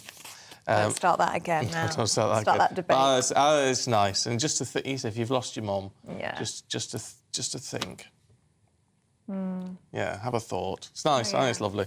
We're sending lots of love to you today if you do find today hard, especially if it's the first one without your mum, because lots of people do find Mother's Day really, really difficult. So, yeah, and like Stephen says, if you have lost your mum, just thinking of her today and remembering her and, doing things that she would love, like having her favourite breakfast, that's a really nice tribute, isn't it? It is nice. Keep them coming in, gbviews@gbnews.uk. Well, actually, today is the first Mother's Day that King Charles has faced without his beloved mama, and there's a possibility that a tribute to Queen Elizabeth's legacy could be on the cards later on today. Meanwhile, looking ahead at the royal coronation plans in May, there are new plans that say all three of Prince William's children are expected to ride with their parents in a carriage behind the Gold State coach. Well, let's talk to royal commentator Michael Cole, who joins us now. And, Michael, it's really good to see you. And I know these things make headlines. Things like, well, William's children will be in the coach. That shouldn't come as any surprise, should it? I mean, one of them's going to be king one day. Why not have them involved?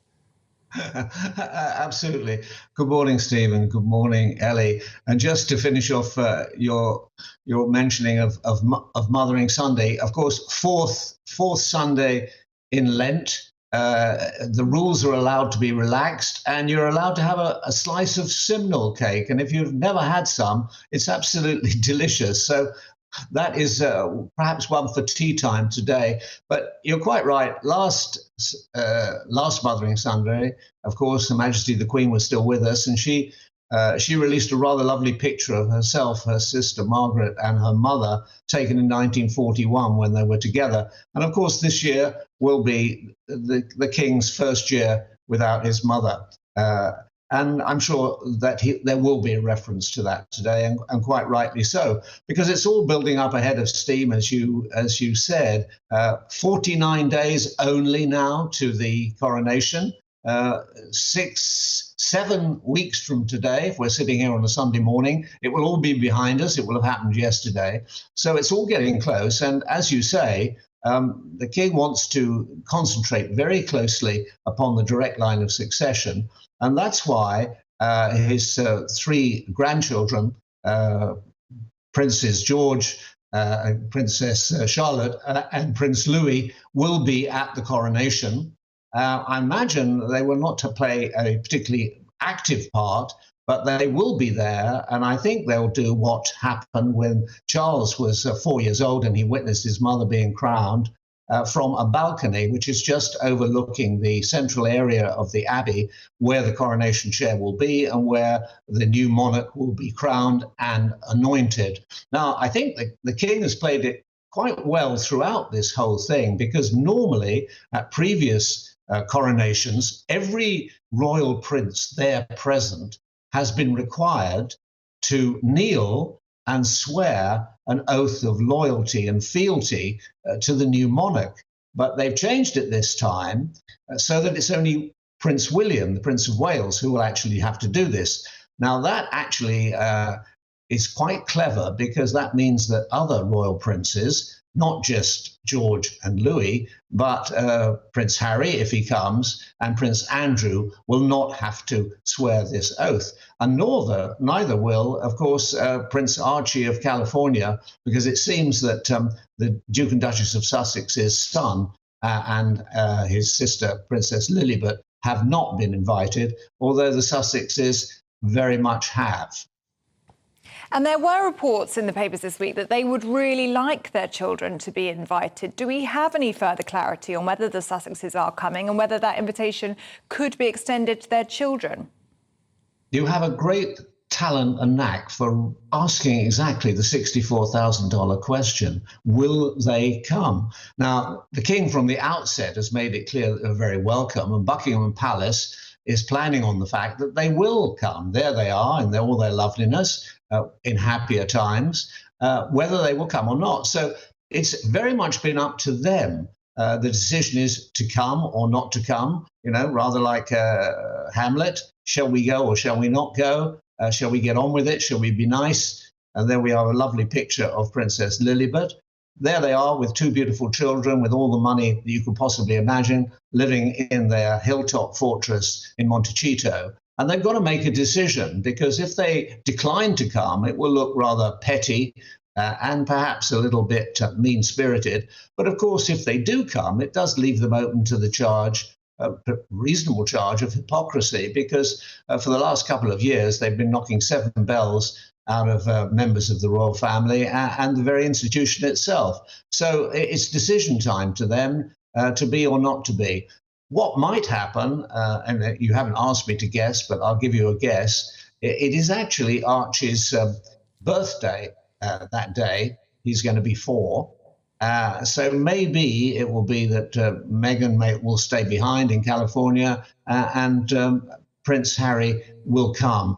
I would have thought it would have been very unusual if he didn't want to go to his father's coronation. We shall see. There's a lot to be known in the next 7 weeks before we get to the coronation, and you at GB News will be covering it brilliantly. Oh, I guess hope so. You probably know more about our plans than we do at the minute, but we certainly will, or we'll be pulling out all the stops. Can we just have just a very brief word about Fergie? Because although she's, she's Andrew's ex, but, I mean, they have a very, very close relationship. They live together currently in the Royal Lodge and everything, don't they? So she's still part of the family in a very strong way. Yeah, since the death of the Duke of Edinburgh, I think it's made it easier for her to appear at royal occasions. We don't know is the short answer, but quite clearly she's very close to her daughters, Princesses Beatrice and Eugenie. And she's very close, as you say, to her ex-husband. 25 years after they were divorced, they live in close proximity to each other at Royal Lodge. It's a rather strange arrangement, but, I'm sure there have been stranger ones in domestic houses around the country. So we will see. She's been doing a book tour, promotion tour in America and been dropping hints about things and so on. I'm quite sure she would be very keen to go. And perhaps there is a spirit of inclusivity abroad in the land, and perhaps she will be invited, forgiven after all these years. The Duke of Edinburgh, he could never forgive her, but he's no longer with us. So maybe there'll be a space found for Fergie. Maybe, and even not, hidden behind a pillar. Maybe she will be there. She's certainly part of the royal story and cannot be ignored. No, very true. Michael, good to see you this morning. Thanks very much indeed.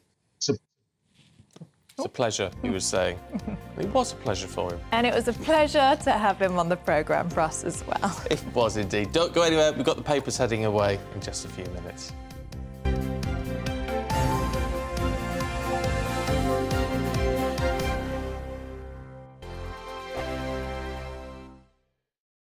Monday to Thursday nights on GB News. At 6, it's Dubes & Co. 7 o'clock, Farage. At 8, join Jacob Rees-Mogg. And at 9, Dan Wootton Tonight, followed by Headliners. On TV, radio and online. This is GB News. It's all about family, being in people's living rooms, all the interaction and getting to know who our viewers and listeners are. When I was young, my dad used to say, no, stop arguing. I wanted an outlet that would enable me to give my opinion. People are going through a really hard time right now, and I know that you don't feel like you're being listened to by the establishment. I came to GB News because it's the people's channel, and I want the audience to have their say on the events of the day. We're dynamic. We do something different. Democracy shows that the wisdom of the nation is in its people.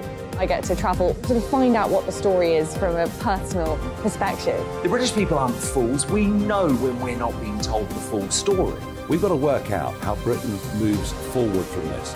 Is the best country in the world. The establishment had their chance. Now we're here to represent your views. Britain's watching. Britain's watching. Britain's watching. We're proud to be GB News. The People's Channel. Britain's news channel. Westminster is going around in ever-decreasing circles, followed by the media. Britain is broken. How on earth did we get into this mess? But more importantly, how do we get out of it? Join me at 7 p.m, Mondays to Thursdays on Farage, here on GB News. We will have open, rational debate. We've got to work out how Britain moves forward from this. Join us here on GB News, the People's Channel. Britain is watching. I'm Jacob Rees-Mogg, the Member of Parliament for North East Somerset and a former government minister. For years, I've walked the corridors of power in both Westminster and the City of London. I campaigned in the largest democratic vote in our island story. I know this country has so much to be proud of. We need to have the arguments, the discussions on how we make it better. The wisdom of the nation is in its people. Vox Populi, Vox Dei. That's why I'm joining the People's Channel. Join me Monday to Thursday at 8 p.m. on GB News, Britain's news channel. GB News has its own late-night paper preview show, Headliners, where comedians take you through the next day's top news stories. You don't have to bother reading the newspaper, we've got it covered for you. Headliners, every night at 11 p.m. and repeated every morning at 5 a.m. We won't send you to sleep like some of the other paper review shows out there. GB News, the People's Channel, Britain's news channel. Join me, Camilla Tominey, on Sunday mornings from 9:30, taking the politicians to task and breaking out of SW1 to see how their decisions are affecting you across the UK. Bursting the Westminster bubble every Sunday morning, only on GB News, the People's Channel. Britain's watching. You've probably seen politicians interviewed 1,000 times, but we do it differently. We find out who they really are, we don't shout, we chat, and hopefully we bring a bit of light, not just heat. Did you know Kate Moss? Apparently. Do you have a pair of jeans or a pair of jeans? No, of course I don't. What would I do with them? My friends are like, oh my God, what's she doing now? Join me every Sunday at 6 for Gloria Meets, only on GB News, the People's Channel, Britain's news channel.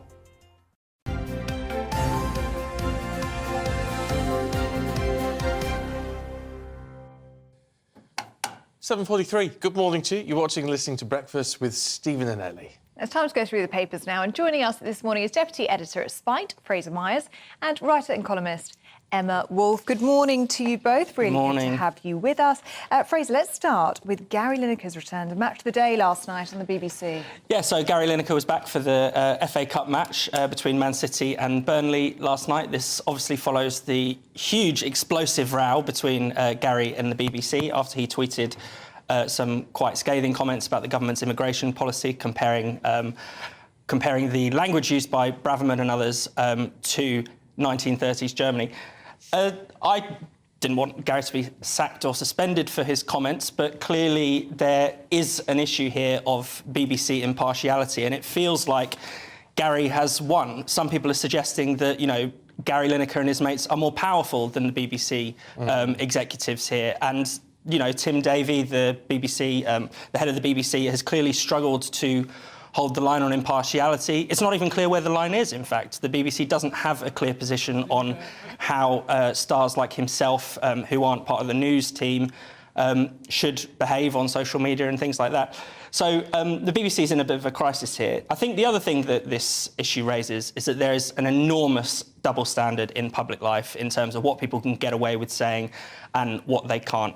I mean, at the end of the day, what Gary Lineker did was essentially minimise the Holocaust, which is an extraordinary and really crass thing to do.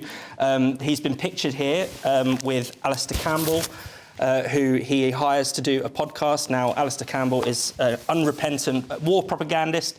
Apparently, he's an acceptable person to work with and be chummy with.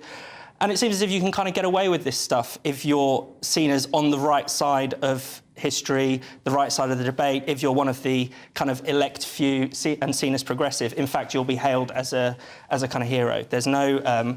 if Gary Lineker were a gender-critical feminist who believed in biological sex, or if he had said the opposite and said, actually, I have a problem with this small boats crisis, I don't think the BBC would have been as quick to restate him.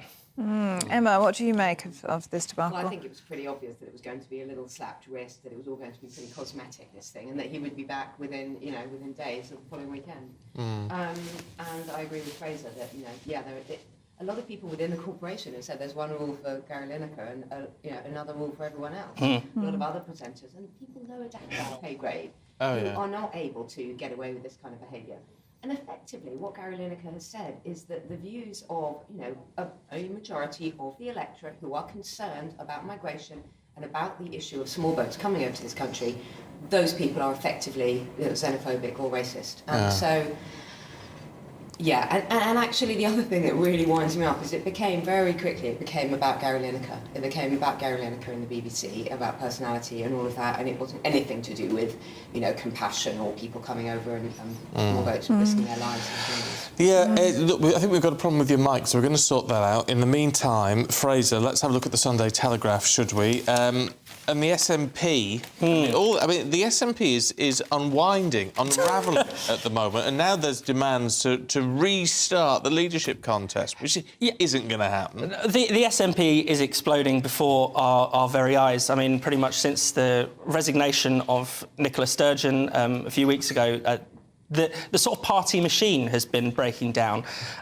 So her husband, Peter Murrell, who's been head of the chief executive of the SNP since the 90s, has now had to step down because he's been accused of misleading the public over the number of SNP members.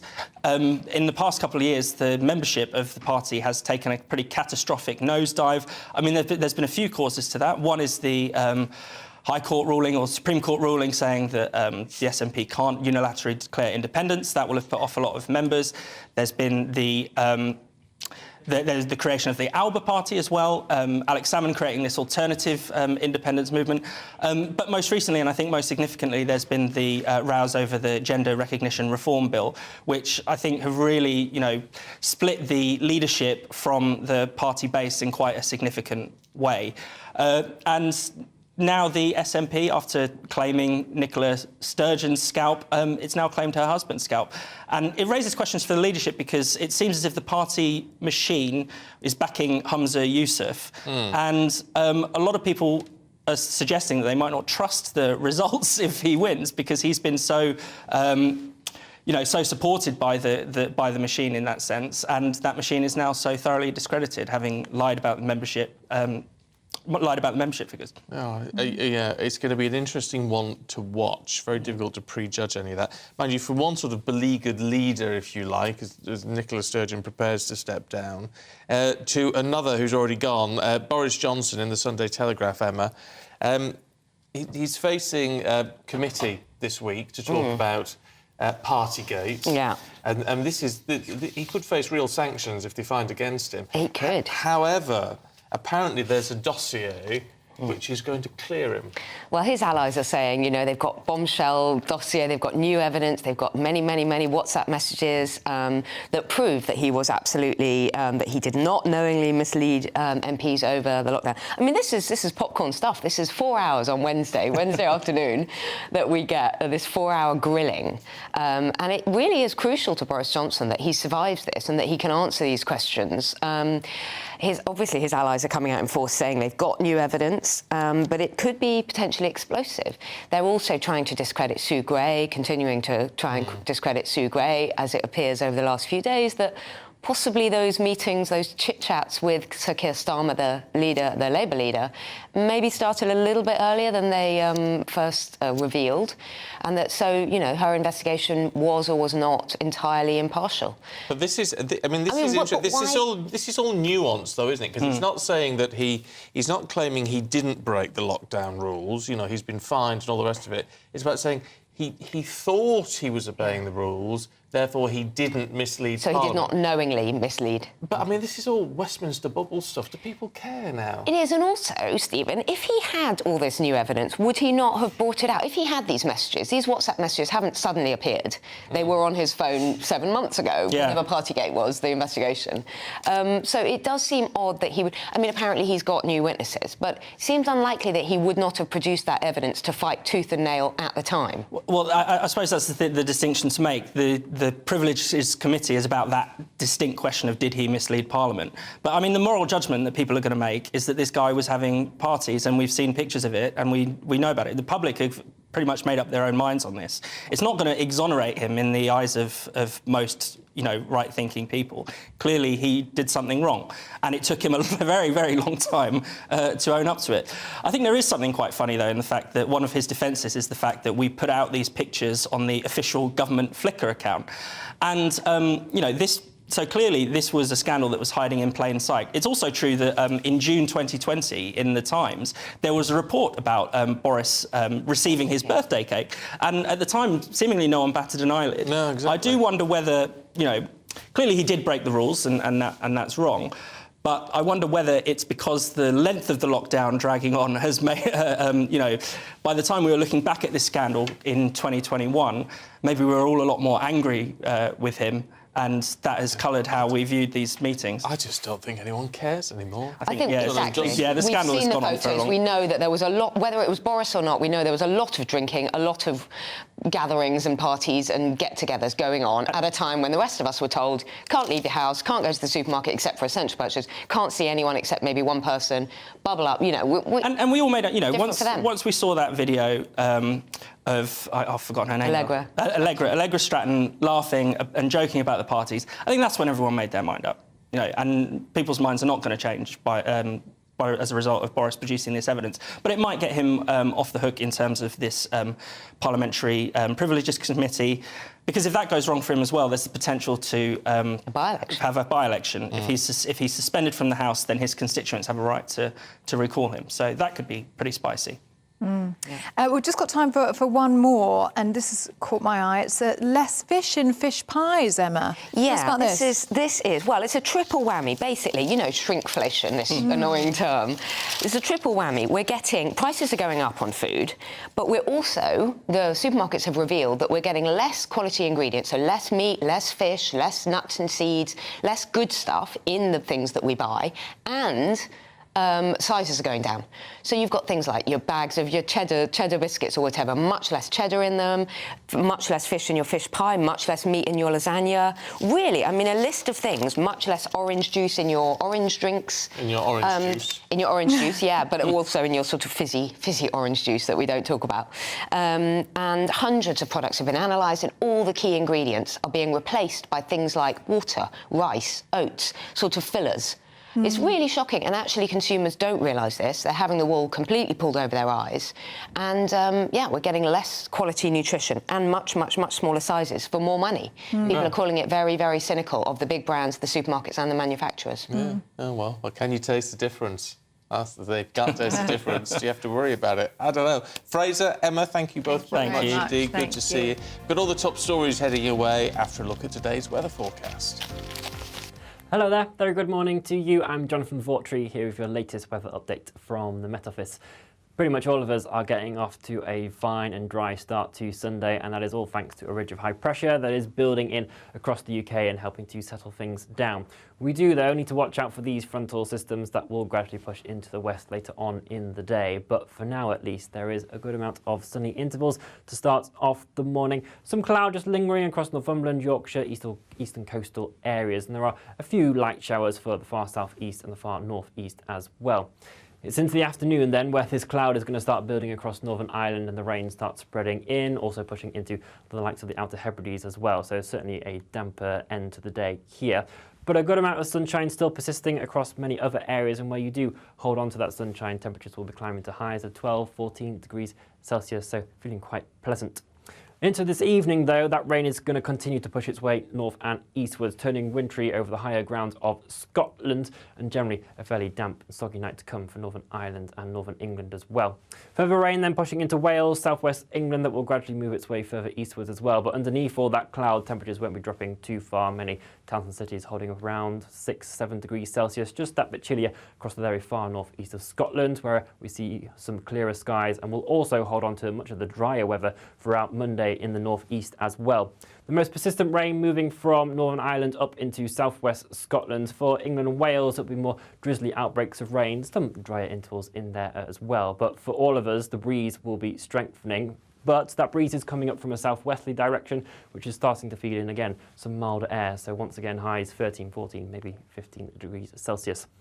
We are, though, going to continue the unsettled theme as we move throughout the rest of the week, so further outbreaks of rain to come at times, but temperatures for the first half of the week at least staying on the mild side. Enjoy your day. Join me, Camilla Tominey, on Sunday mornings from 9:30, taking the politicians to task and breaking out of SW1 to see how their decisions are affecting you across the UK. Bursting the Westminster bubble every Sunday morning, only on GB News, the People's Channel. Britain's watching.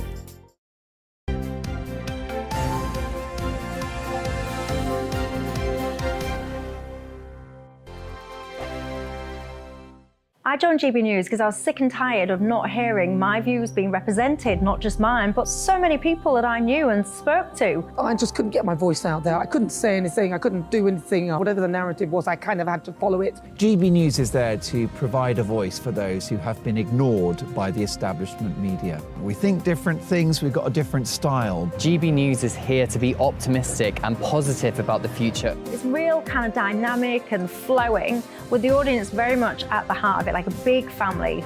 Here at GB News, we talk about the things that matter to you. Hearing the voices from right across our towns and cities, especially our towns. All sides of the argument represented with a heavy dose of opinion.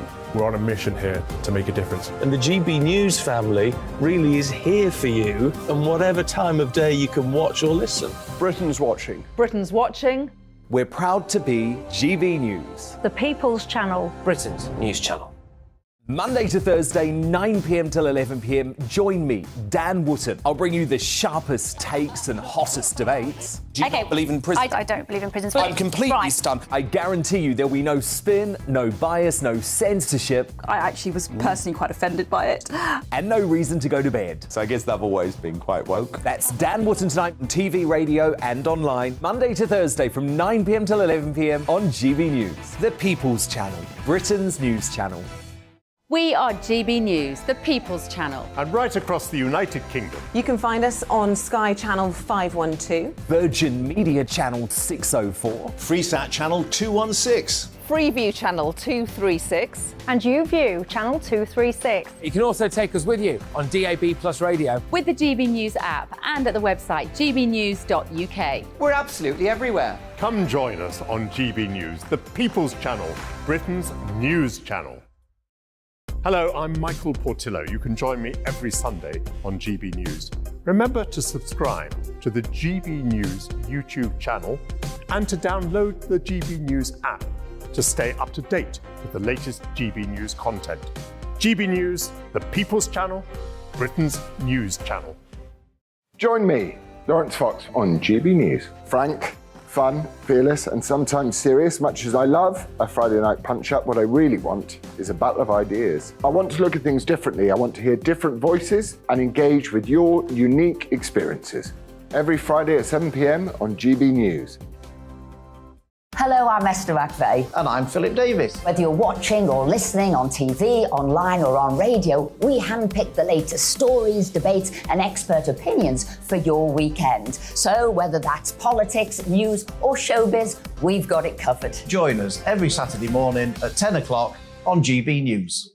I'm Mark White. As GB News Home and Security Editor, I cover those key issues that are so important to you. Our authorities, our communities doing all they can to combat violent crime. With the public services under unbearable strain, why are we still failing to control our borders? Defence, the first priority of any government, has been continually hollowed out. Can we trust our politicians to protect the armed forces? Join me, Mark White, on GB News.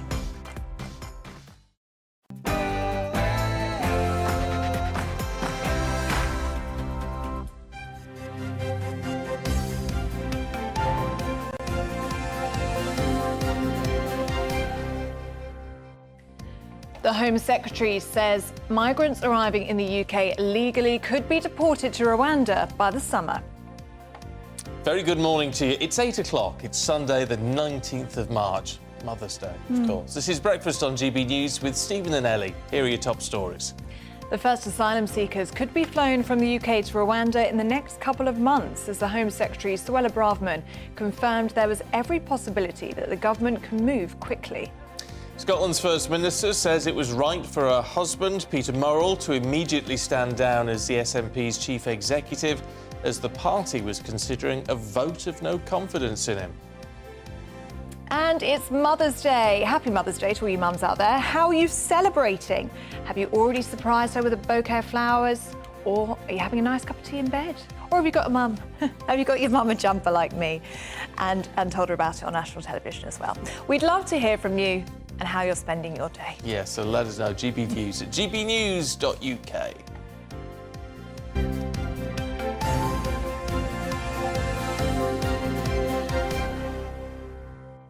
I've got an unhappy dad this morning. Oh, do you? Oh, yeah, why? I get your point. David in Dorset. My wife, he says, was happy to get 3 cards from her children, 2 of which, though, were computer-generated, like those e-cards. At least they're remembered this year. Ooh. However, is buying a card and handwriting it too much to ask? No, I don't think it is.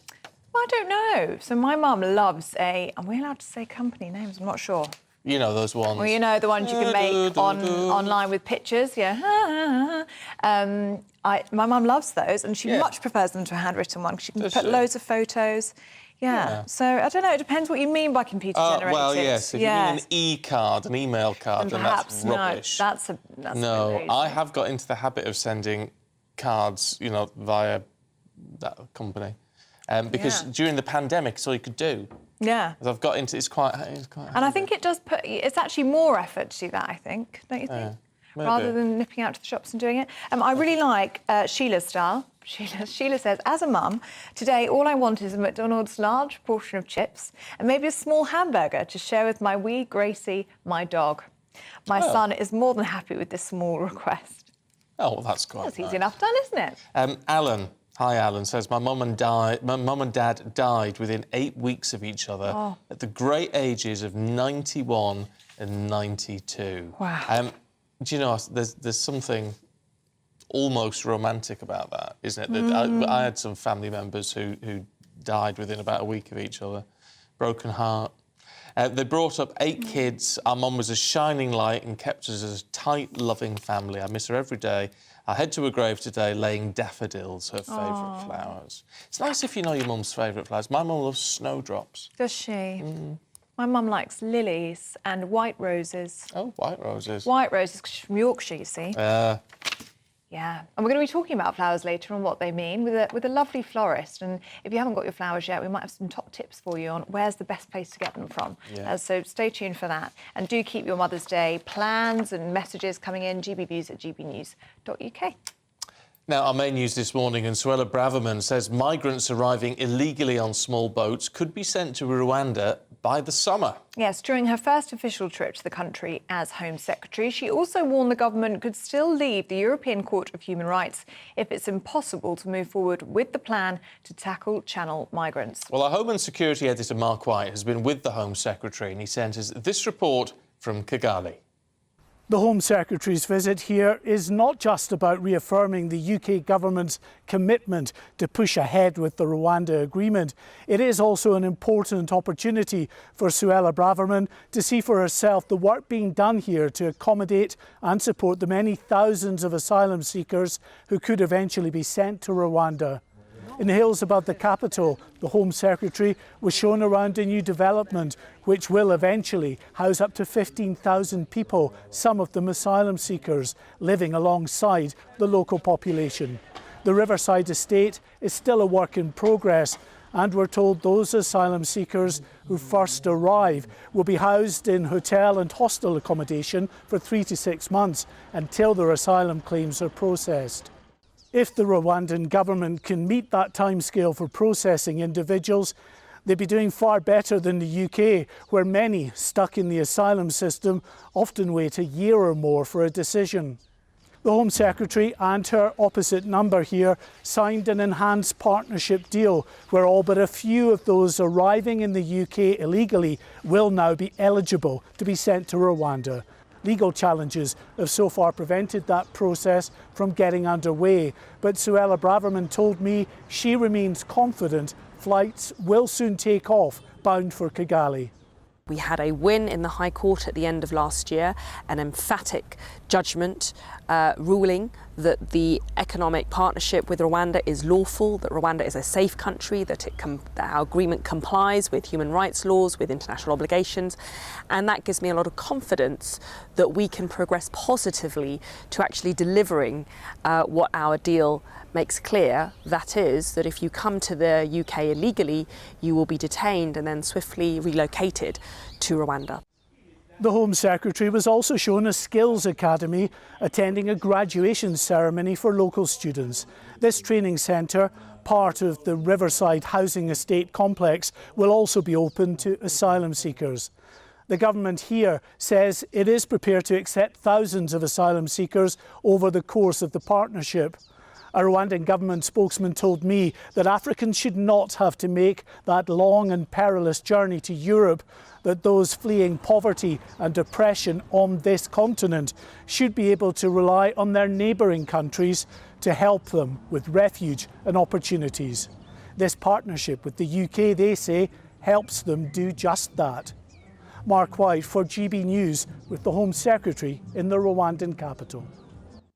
Well, let's talk to the co-founder of Conservatives Against Racism, Albi Amankona, who's here in the studio. Good to see you this morning. It all sounds very positive from the Home Secretary. The rhetoric is there saying, well, this is all in place on site. We're going to make this work. It's going to happen by the summer. There are so many ifs and buts, though. Of course, the big if and but is, of course, what the outcome of the Court of Appeal case is, which is basically against the government's Rwanda plan, and whether or not the Court of Appeal is going to say that the Rwanda plan is lawful. Then, of course, you have the problem of the European Court of Human Rights. If they ruled that it was unlawful, what would the government do then? Would they simply ignore the European Court of Human Rights? Well, there is form with that. Labour have done that with prisoner voting, for example, in the noughties. Or would they look to leave the ECHR altogether? There are a lot of ifs and buts. The Home Secretary is very positive about it, but whether or not the flights take off by summer, who knows? And it's been so expensive, hasn't it, so far? I mean, £140 million. This is the second publicly funded trip we've seen. We saw Priti Patel, former Home Secretary, there last April. We're now seeing Suella Braverman doing the same. There will be many people watching and listening who just want to see a return on this investment. We still haven't seen anybody on a plane to Rwanda. I think it's right that the Home Secretary has gone to Rwanda if she sincerely believes that the first flight to Rwanda taking over illegal migrants could be taking off by the summer. Then I think it's important that the Home Secretary goes out there, inspects the facilities and makes sure everything's in good working order. As you say, this is a very expensive scheme. The Home Secretary wants to know that the money that's being spent is being spent properly. Is part of this just around the rhetoric, in the sense that the Prime Minister said, I'm going to sort this out. The Home Secretary now, the second Home Secretary, saying, I'm going to sort this out. So even if there are issues within the legal system, they can say, well, we are trying our best. This isn't our fault. They can say we're trying our best. This isn't our fault with the Rwanda plan. But the Rwanda plan isn't the only thing which is going to solve the crisis of these small boats crossing the Channel. It's Home Office administration that actually is holding up these huge backlogs that we see in the Home Office. It's an inability to return illegal migrants who cross the Channel back to France. So there's a whole plethora of different issues here, and just the Rwanda plan on its own, there are very few people, even within the Conservative Party, who think it's going to solve the migrant crisis. Another really big story this week, Albie, has been the International Criminal Court issuing an arrest warrant for President Putin.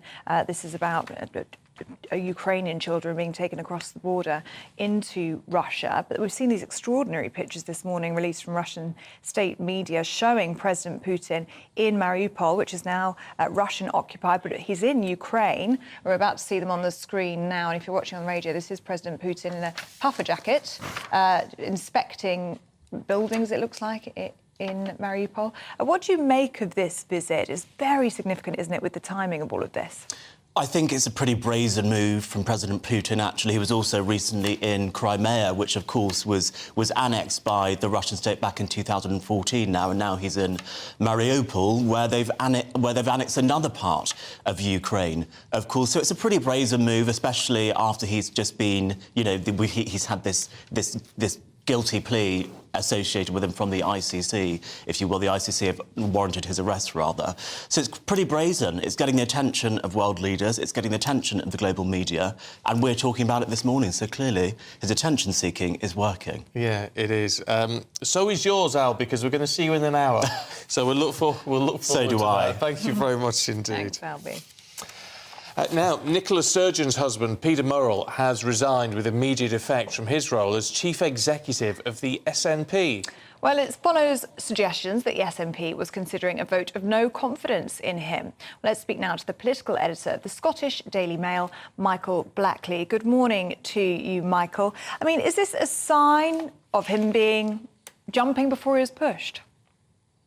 Yes, I think that is definitely the case. There's been a lot of concern about Peter Murrell's actions as chief executive of the SNP in recent days and recent weeks. There was on Friday, the head of communications resigned because he didn't have trust in some of the information that he had been given from SNP headquarters, which he then passed on to the media, claiming that reports about a big decline in membership were false when in actual fact they were entirely accurate. So there was a lot of concern about Peter Murrell. There was the leadership candidates were, two of the three leadership candidates were upset about him continuing as chief executive during this leadership contest. And there were rumours that he was about to face a vote of no confidence on Saturday. So he resigned before that happened. It's a really big moment for the SNP that he has left, because he really was a big factor in a lot of the success of the SNP and the SNP turning themselves into such a successful election-winning machine.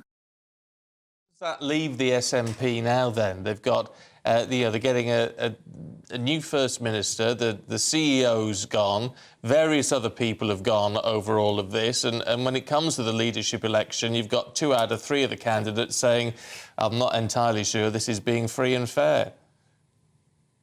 Yes, it really does look like a party in utter crisis. I think when Nicola Sturgeon resigned, you basically had a party that had been really disciplined and on message for many years. In more recent times, there has been splits and divides, and perhaps privately, a lot of SNP politicians were expressing concern about the way things were going. There were splits on gender reform, independent strategy, and other issues. But what we've seen since Nicola Sturgeon resigned is all of that come to the fore publicly, and you've got a party that really looks at war with itself at the moment. And I think that's a real challenge for whoever wins the leadership contest, because this has been such a divisive leadership campaign that you really wonder how that new leader is going to possibly bring the party together again. It's going to be interesting times ahead. Michael Blackley, good to see you this morning. Thanks very much indeed. Now, plans to move over 1,000 asylum seekers into the historic World War II headquarters of the Dambusters have been called absolutely insane. Yeah, RAF Scampton in Lincolnshire, which actually has... I mean, this is part of the issue. It's been earmarked by the council for the relocation scheme, but it has been used as a museum commemorating the achievements of the unit until recently. And it was getting actually a load of funding to build it into something like a proper sort of Dambusters museum. Well, we're joined now in the studio by military historian Chris Newton. Chris, good morning to you. Thank you for joining us. Can you start by telling us about the historical significance of this RAF base? Yes, it was... Well, there was the first Royal Flying Corps station that was set up in 1916. It was then kind of reopened, re-established in 1936.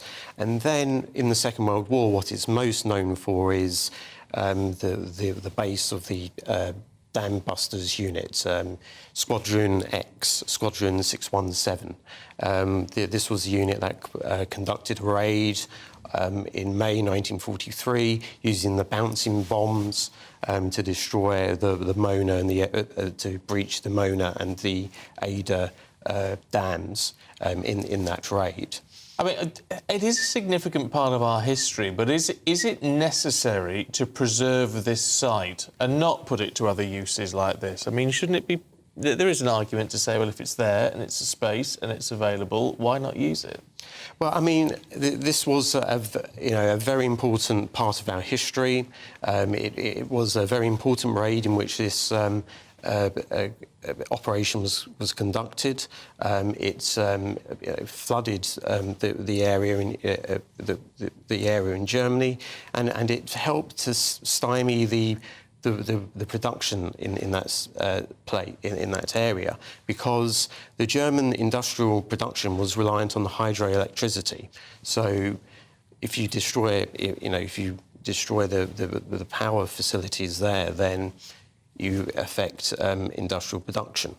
But there's other significance as well. There's the Vulcans that were based there. The Red Arrows, until very recently, were based there.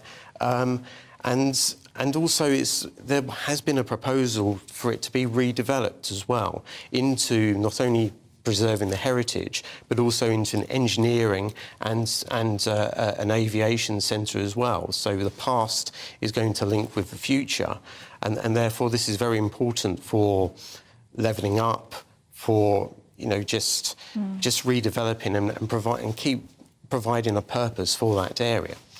What's the reaction been to those armed forces families, perhaps those who have served on that base or have family members who have?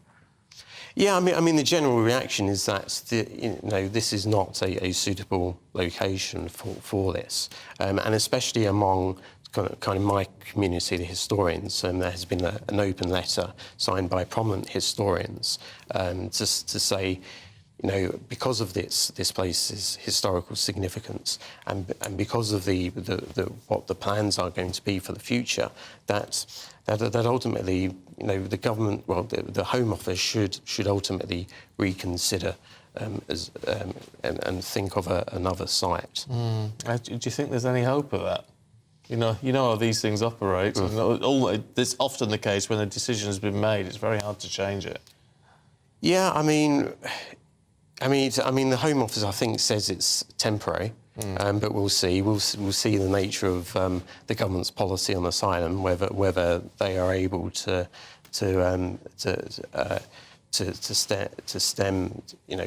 resolve the whole issue. So I'm not sure. It's very hard to predict. Just one other thing on the issue of why do we keep this here? Yeah. And it's because of the sheer significance. It's an important part of our history, but also I also like, and when you take down kind of sites of historical importance, it's like ripping a page out of the country's history book. It's no longer there. You can no longer see it. And you have like this missing page, this missing physical page in the public space, which is no longer there, which can serve as a physical reminder of the hard time that we encountered during the Second World War. I think that's a very valid point, Chris. Really good to see you this morning. Thank you very much indeed. Your thoughts on that? I can sort of imagine what you're going to say, though. GBviews at gbnews.uk. I do think we've got to... Yeah, we all know about the Dambusters, don't we? And to get rid of that site, I don't, well, or at least to use it in this way rather than having it as a proper historical site, a museum that we can all go to and visit and see actually what went on, learn more about that incredible part of our history. I don't know. I think it seems very odd. Yeah, I'm sure lots of you are going to have views on that. Keep them coming in. GBviews at gbnews.uk. And anything on Mother's Day as well. Jill in Southport says, I'm showing Mother's Day today with my lovely husband as it's his birthday. Our 3 kids, their other halves and a couple of friends are coming around later for an Indian takeaway. And Jill says, happy birthday, Mark. And happy birthday from us too. Yeah. Happy Mother's Day to you as well. And here's another thought, because all about what sort of gifts to get. Karen, hi Karen, says, I don't buy my mum anything today. We wait until the bedding plants are on sale, then I buy her lots of them so she can have a garden full for months. That's quite a nice idea, actually. Yeah. A Mother's Day gift that lasts all through the summer. It's better than getting tut, isn't it? That's what my mother would call it, tut. Tut? Tut. Is that a word? You know, just stuff that goes in the rubbish, really. Just little trinkets and bits and bobs. You know, Like that's tat, actually used. I'd call it tat. Oh, I'd call it tut. Tut. Tut, tat. Let us know. GBviews at gbnews.uk. You can tweet us at GBnews. And we'll see you with the sport in a couple of minutes.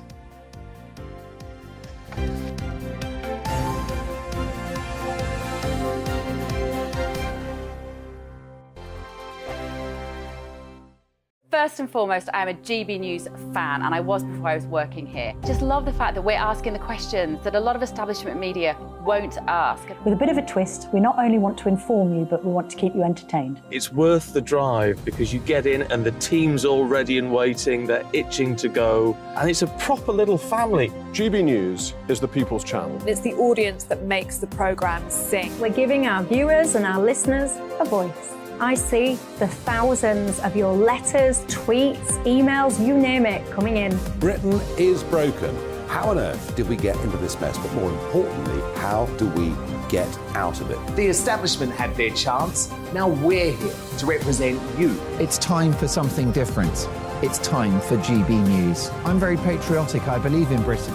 Our best days lie ahead. Britain's watching. Britain's watching. Join us here on GB News. The People's Channel. Britain's news channel.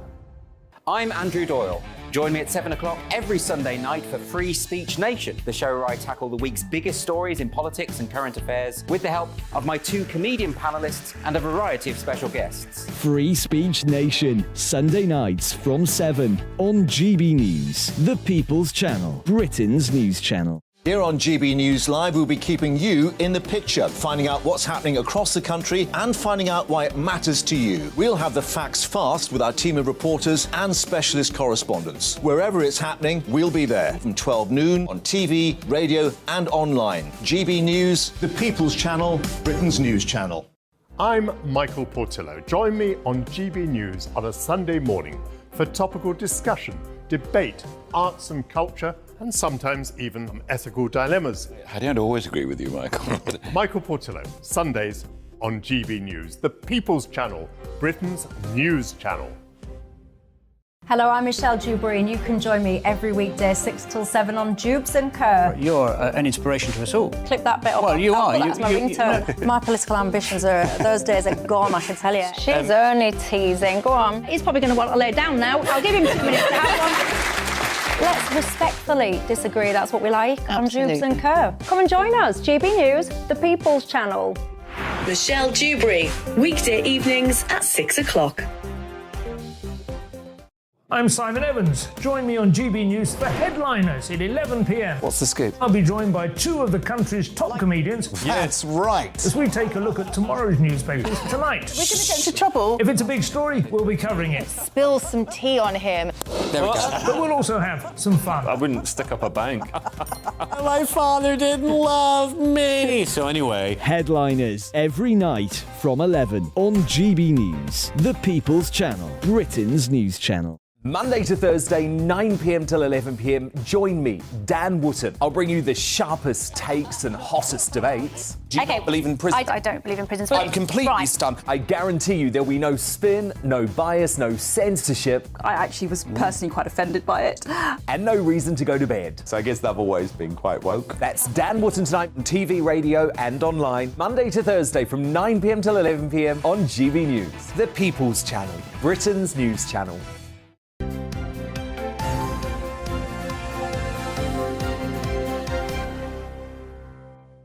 8:24. Good morning to you, watching and listening to Breakfast on GB News with Stephen and Ellie. Still lots more to come on the programme. Thank you for all your lovely Mother's Day messages. Keep them coming in.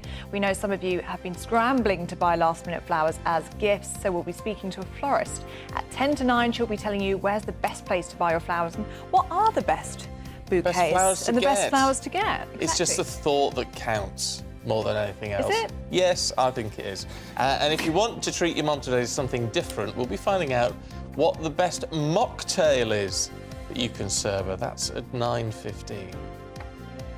And get in touch all the usual ways. What are you up to on Mother's Day today? GBnews at gbnews.uk. See, I don't even drink, but part of me thinks, mocktail?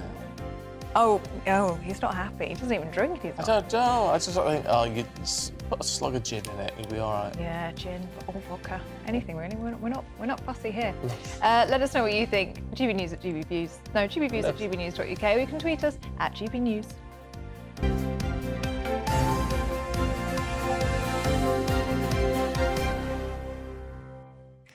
I'll just share this one because it's made me chuckle. Hannah says, I've been given a box of GB News merchandise today from my children because she's such a fan. That was her Mother's Day gift. Oh, you're kidding me. Oh, what a scream. You can get online and get this. You can buy all sorts. You can buy these mugs. If you pay an extra 50p, you can get Ellie's lipstick. We need to get some new ones because these are all fading from the dishwasher now. So, but they have been in about 20,000 times. They get a lot of use. Yeah, and it's always covered. Yeah, you can get a nice mug. They're quite good. I bought my friend Luke one of these mugs. Oh, did you? Yeah. Is he happy with that? Yeah, of course he is. Good present. There you go. Just pushing the merch. Oh, yeah, pushing the merch. We just need T-shirts with our faces on. There yes. you go. That's next. I'm going to get them ordered. And pens. In the meantime, if you want an Aidan McGee mouse mat, I'm sure that'll be coming, Aidan, won't it? Yeah, I would have thought so, yeah. We'll have a word with someone, powers that be. I'm sure we can get it online this week for a £5. A £5, yeah. I did get stopped for my picture yesterday at Paddington. Did you? Viewer. They shouted at Aidan McGee. I thought it must be one of my friends. Oh, right. And it was a lady going for, she was going for a Pullman train ride. Oh, nice. So she just wanted a quick photo. I stopped and gave her my life story, which took about 3 hours. I just hope she made her train. Yeah, well, yeah, no change there, Aidan. What have we got today? Because we had a very angry Antonio Conte.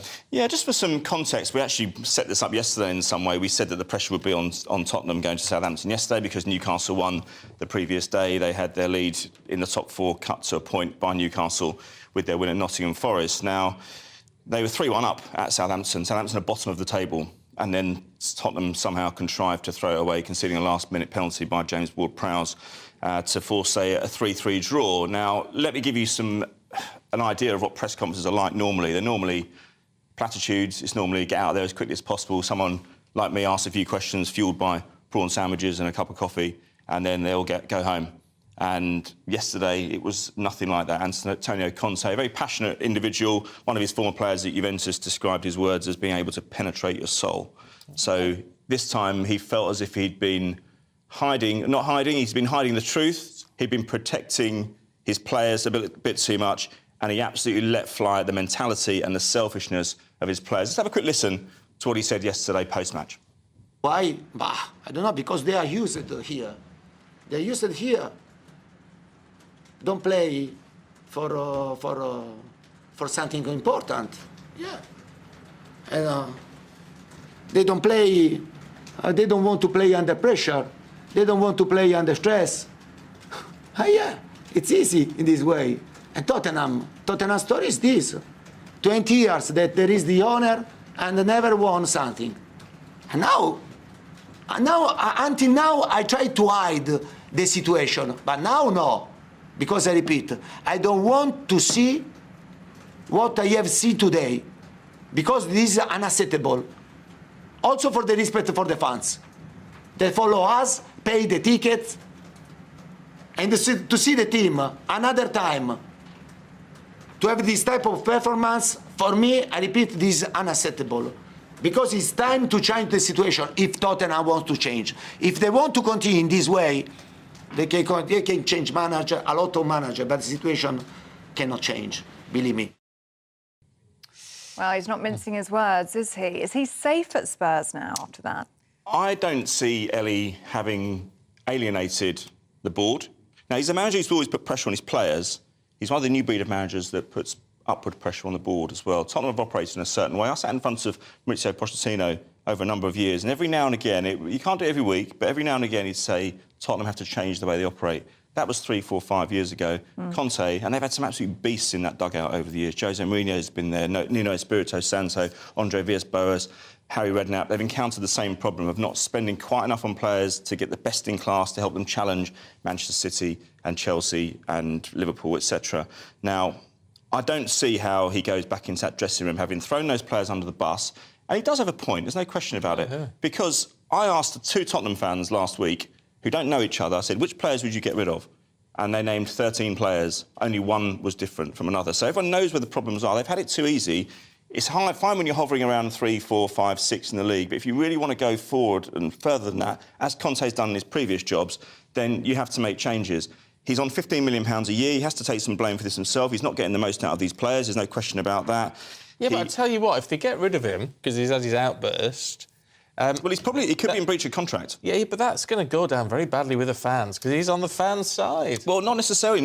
Some fans think that football is boring. They think that why did they go to Sheffield United a few weeks ago, change the squad? Well, they haven't won a trophy since 2008. They changed the squad and they're playing against a championship side. They totally disrespected the opposition and lost 1-0. Another chance of a trophy gone.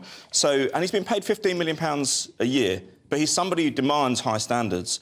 And I don't see how he can, having said that about the players, I don't see how he's going to get the best out of them. I don't believe that the ownership are on his side now. I think they want him gone before the end of the season. Also, he's out of contract in the summer anyway. That's another problem. Spurs fans might say to you, well, OK, he's got a point, but if he was so committed to us, why has he not extended his contract? Why has he just left it to roll? So, look, he's not going to get a big payout now between now and the end of the season because his contract only goes for another couple of months. However, I don't know, he's on more than £1 million a month. All right, isn't well, that's what I mean. So he's not nothing to lose. It's not like he's got 2 years left of his contract and by being sacked he's risking a big payout. No. You know, he can probably afford. I'm sure he can afford to take it. But I fully expect Tottenham to sack him. I do. Wow. And I think, look, as with every argument we ever have in the world, there's usually 2 sides. I think it's 3 sides to every story on this one. But he's moaning about the culture. He's saying the players are selfish. They should want more. That's what he's had in his career. He was a player as well who made a little go a long way. And he wants to see that in his players. He's not getting it. He'll go and get a job elsewhere and do well. It's up to Tottenham whether they want to change the way they operate. Let's talk about the Six Nations, shall we? Victory for Ireland in Dublin. Goodness me, yeah, exactly. I mean, look, England went there looking to establish some pride. I don't think there's any question that they did that. They played some... They didn't play great rugby trying to win the game. They had 14 men, so they had a man sent off pretty early on. Freddie Stewart, I think it didn't look like much of a dismissal offence to me under normal rules, but under current rules, I think he had to go. But it ended 29-15, or 29-16 rather. Good performance by England, solid. They needed that performance after what happened last week against France. Ireland, meanwhile, and there's them celebrating there, we can see for the benefit of our radio listeners.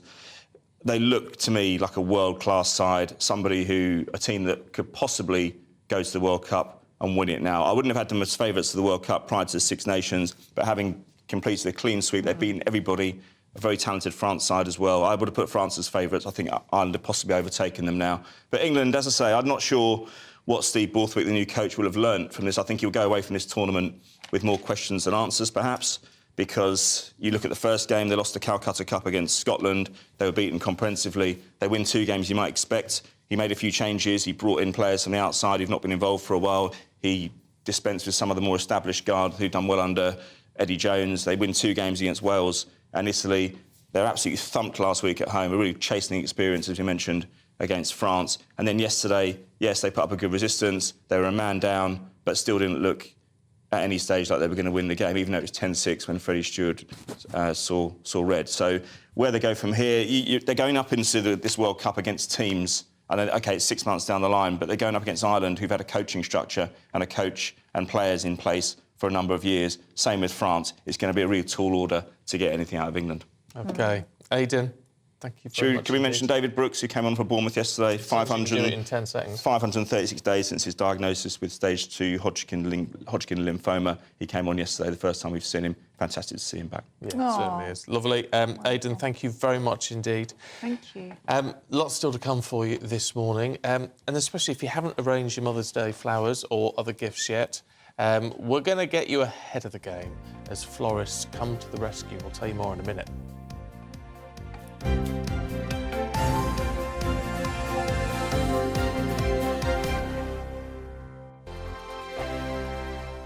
Monday to Thursday nights on GB News. At 6, it's Dubes & Co. 7 o'clock, Farage. At 8, join Jacob Rees-Mogg. And at 9, Dan Wootton Tonight, followed by headliners. On TV, radio and online. This is GB News. It's all about family, being in people's living rooms, all the interaction and getting to know who our viewers and listeners are. When I was young, my dad used to say, no, stop arguing. I wanted an outlet that would enable me to give my opinion. People are going through a really hard time right now, and I know that you don't feel like you're being listened to by the establishment. I came to GB News because it's the People's Channel, and I want the audience to have their say on the events of the day. We're dynamic. We do something different. Democracy shows that the wisdom of the nation is in its people. I get to travel to find out what the story is from a personal perspective. The British people aren't fools. We know when we're not being told the full story. We've got to work out how Britain moves forward from this. It's the best country in the world. The establishment had their chance. Now we're here to represent your views. Britain's watching. Britain's watching. Britain's watching. We're proud to be GB News. The People's Channel. Britain's news channel. Westminster is going around in ever-decreasing circles, followed by the media. Britain is broken. How on earth did we get into this mess? But more importantly, how do we get out of it? Join me at 7 p.m, Mondays to Thursdays on Farage. Here on GB News, we will have open, rational debate. We've got to work out how Britain moves forward from this. Join us here on GB News, the People's Channel. Britain is watching. I'm Jacob Rees-Mogg, the Member of Parliament for North East Somerset and a former government minister. For years, I've walked the corridors of power in both Westminster and the City of London. I campaigned in the largest democratic vote in our island story. I know this country has so much to be proud of. We need to have the arguments, the discussions on how we make it better. The wisdom of the nation is in its people. Vox Populi, Vox Dei. That's why I'm joining the People's Channel. Join me Monday to Thursday at 8 p.m. on GB News, Britain's news channel. GB News has its own late-night paper preview show, Headliners, where comedians take you through the next day's top news stories. You don't have to bother reading the newspaper, we've got it covered for you. Headliners, every night at 11 p.m. and repeated every morning at 5 a.m. We won't send you to sleep like some of the other paper review shows out there. GB News, the People's Channel, Britain's news channel. Join me, Camilla Tominey, on Sunday mornings from 9:30, taking the politicians to task and breaking out of SW1 to see how their decisions are affecting you across the UK. Bursting the Westminster bubble every Sunday morning, only on GB News, the People's Channel. Britain's watching. You've probably seen politicians interviewed 1,000 times, but we do it differently. We find out who they really are, we don't shout, we chat, and hopefully we bring a bit of light, not just heat. Did you know Kate Moss? Apparently. Do you have a pair of jeans or a pair of jeans? No, of course I don't. What would I do with them? My friends are like, oh my God, what's she doing now? Join me every Sunday at 6 for Gloria Meets, only on GB News, the People's Channel, Britain's news channel.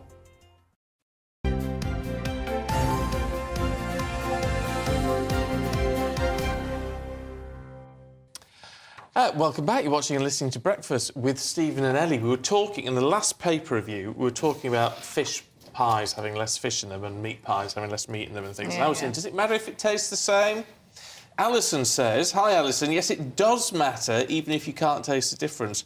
They're removing essential protein and replacing it with no nutritious stuff. This is likely to mean you'll feel hungry quicker and you eat more and get fatter, which is a fair point. Very good point. I think Alison may be a nutritionist. Yeah. I'm guessing, but you could be. Yeah, but that's what Emma was saying, wasn't it? I mean, you're literally losing nutritional value, and they're packing it full of the rubbish stuff as well.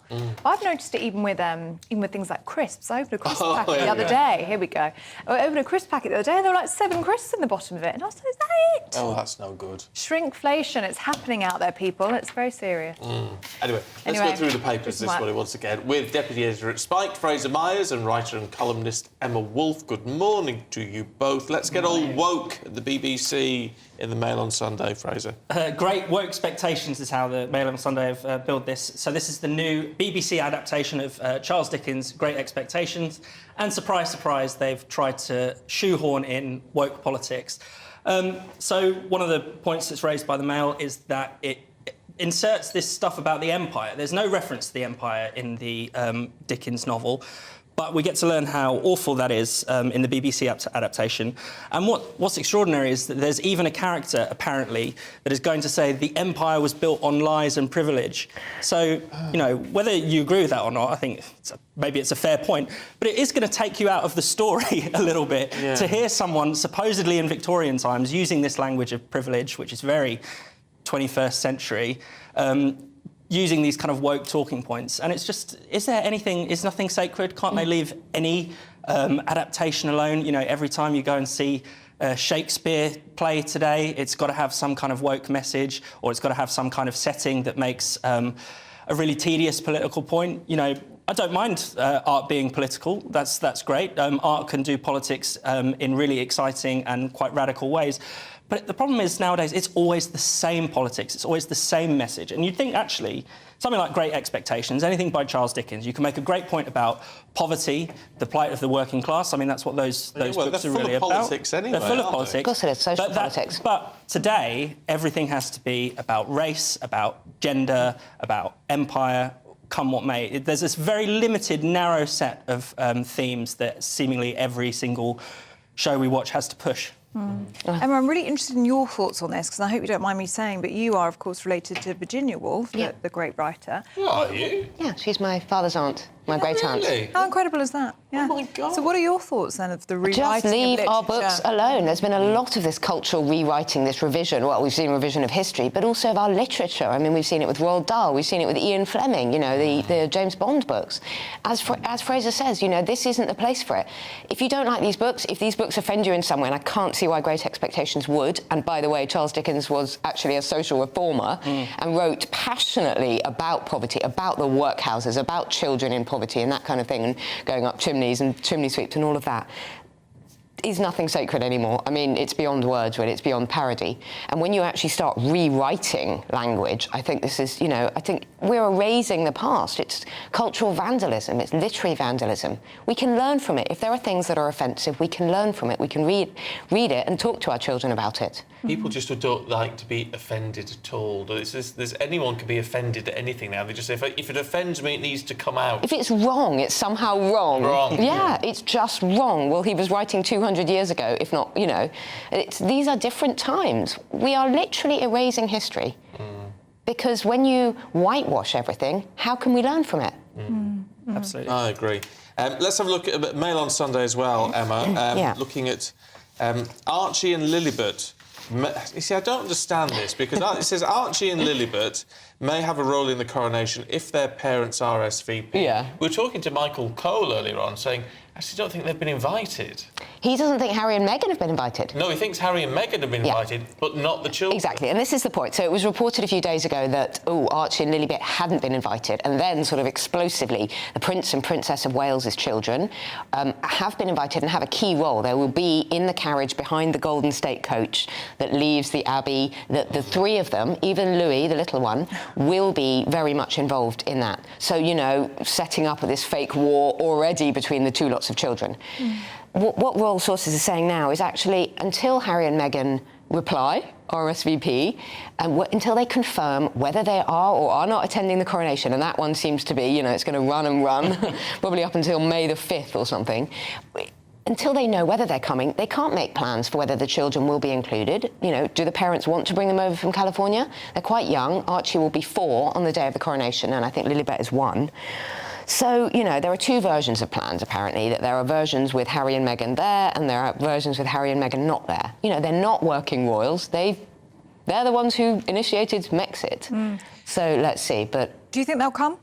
Oh, yeah. You do? Absolutely, absolutely. Fraser? I don't think they can resist a second of attention. So, yeah, of course they'll want to be... Camera crew in tow. Yeah. They will be accused of hypocrisy, though, won't they? And they won't get a great reception. Lots of the royals don't want to talk to them. You know, really, I mean, we can't underestimate the betrayal that people feel within the royal family about that book, Spare, that came out in January, and just the criticism and the nastiness that it levels at King Charles, who is being crowned on May the 6th. I think if they are there, it's going to be deeply, deeply uncomfortable for them. Can you imagine being in that room? In, you know, well, they won't be on the balcony, but in those sort of receptions with the other royals. That'd be awful. But can they resist it, as Fraser says? Can they resist coming and not being part of it? Look, I mean, of course they will. Well, they've just claimed prince and princess titles for their children, so of course they want to be part of the royal family, even though they don't. And whether they like it or not, Amy, it's what keeps them relevant, isn't it? I mean, it's what they're being paid for. Oh, well, yeah. Let's have a look at this story in the Sunday Mirror, Fraser. There's a veteran who makes YouTube channels, YouTube videos, and makes money out of them. He's been demonetised by YouTube, for now at least, because he's criticised Prince Harry. Yeah, so he was earning around £2,500 a month. He can't do a normal job because he's got complex PTSD after his time serving in Afghanistan. And he served around the same time as Harry, and he's been very critical of Harry's role in that. He's suggesting that Harry maybe wasn't really put in that much danger, which wouldn't surprise many of us, but also that his presence there could have put a target on the backs of serving soldiers. I think these are pretty reasonable criticisms to make. And for that crime, he's been demonetised by YouTube. Effectively, you know, he's being deprived of his right to earn a living because he's been critical of Prince Harry. You know, all the time we hear why we need regulation of the internet or why we need more online censorship. It's to deal with trolls, it's to deal with people punching down, being racist, misogynistic, etc., etc.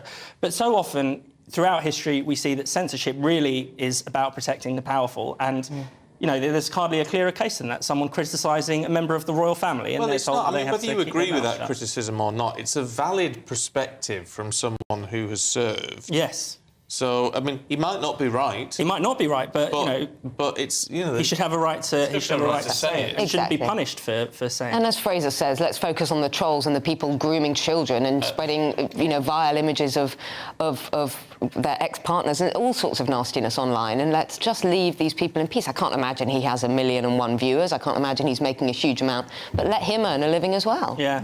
And it's interesting because, you know, Harry and Meghan have actually, you know, got a lot of scalps of people who have criticised them. You know, censorship does follow them around. If you think about it, even Piers Morgan was sacked from Good Morning Britain for suggesting that Meghan might be a little bit economical with the truth. I think a lot of people would happen to agree with that. The head of the Society of Editors was sacked after he defended the press's coverage of Harry and Meghan. And we very nearly... Jeremy Clarkson has been hauled through the coals. He hasn't been sacked from anything, but there were suggestions that he could be dropped from some of his from all of his TV shows for his less than enthusiastic, less than praiseful comments about Meghan in the Sun on Sunday. So, you know, that was a bit over the top. Oh, I completely agree. It was over the top, and I don't think any of us would have made that joke.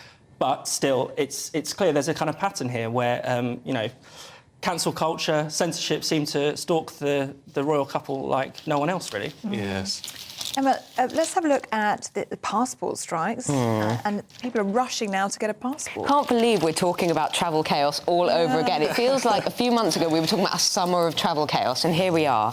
Yeah, people are really concerned. We've got this looming 5-week strike that will start in April from the passport office. And people are being told now that, you know, that 5-week wait... I mean, passports are funny, aren't they? It can take a few days or it can take months. It's a very, very unpredictable service. But yeah, people are worrying now that the 5-week wait that you're meant to allow could be as much as 10 weeks, if not longer. And obviously this comes at a crucial time. If you're applying in April, you're sort of hoping to get away for July, for the school holidays, for all of that. Applying for babies or children takes ages, that kind of thing. So there's now going to be a real rush. There are a shortage of these fast-track appointments where you can pay, I think it's £150 to have your passport processed immediately, and a massive backlog with the strikes looming. More strikes. Yes, it's all very, very grim. Yeah, just very briefly, because we're almost out of time, Fraser, Donald Trump says he's going to get arrested. Yeah, he says that he will be arrested on Tuesday, and he's called on his fans to protest against it. Now, this is essentially he's saying that you might have learnt from calling on people to protest. Well, yeah. So people are saying there's already sort of echoes of January 6th. So the story is that he could be in trouble for paying hush money to porn star Stormy Daniels, which I think is a story that we thought was kind of dead and buried. I mean, there was talk at the time, a lot of hype around the time, that was the thing that was going to bring Trump down, amongst all these other millions of scandals that was surrounding him.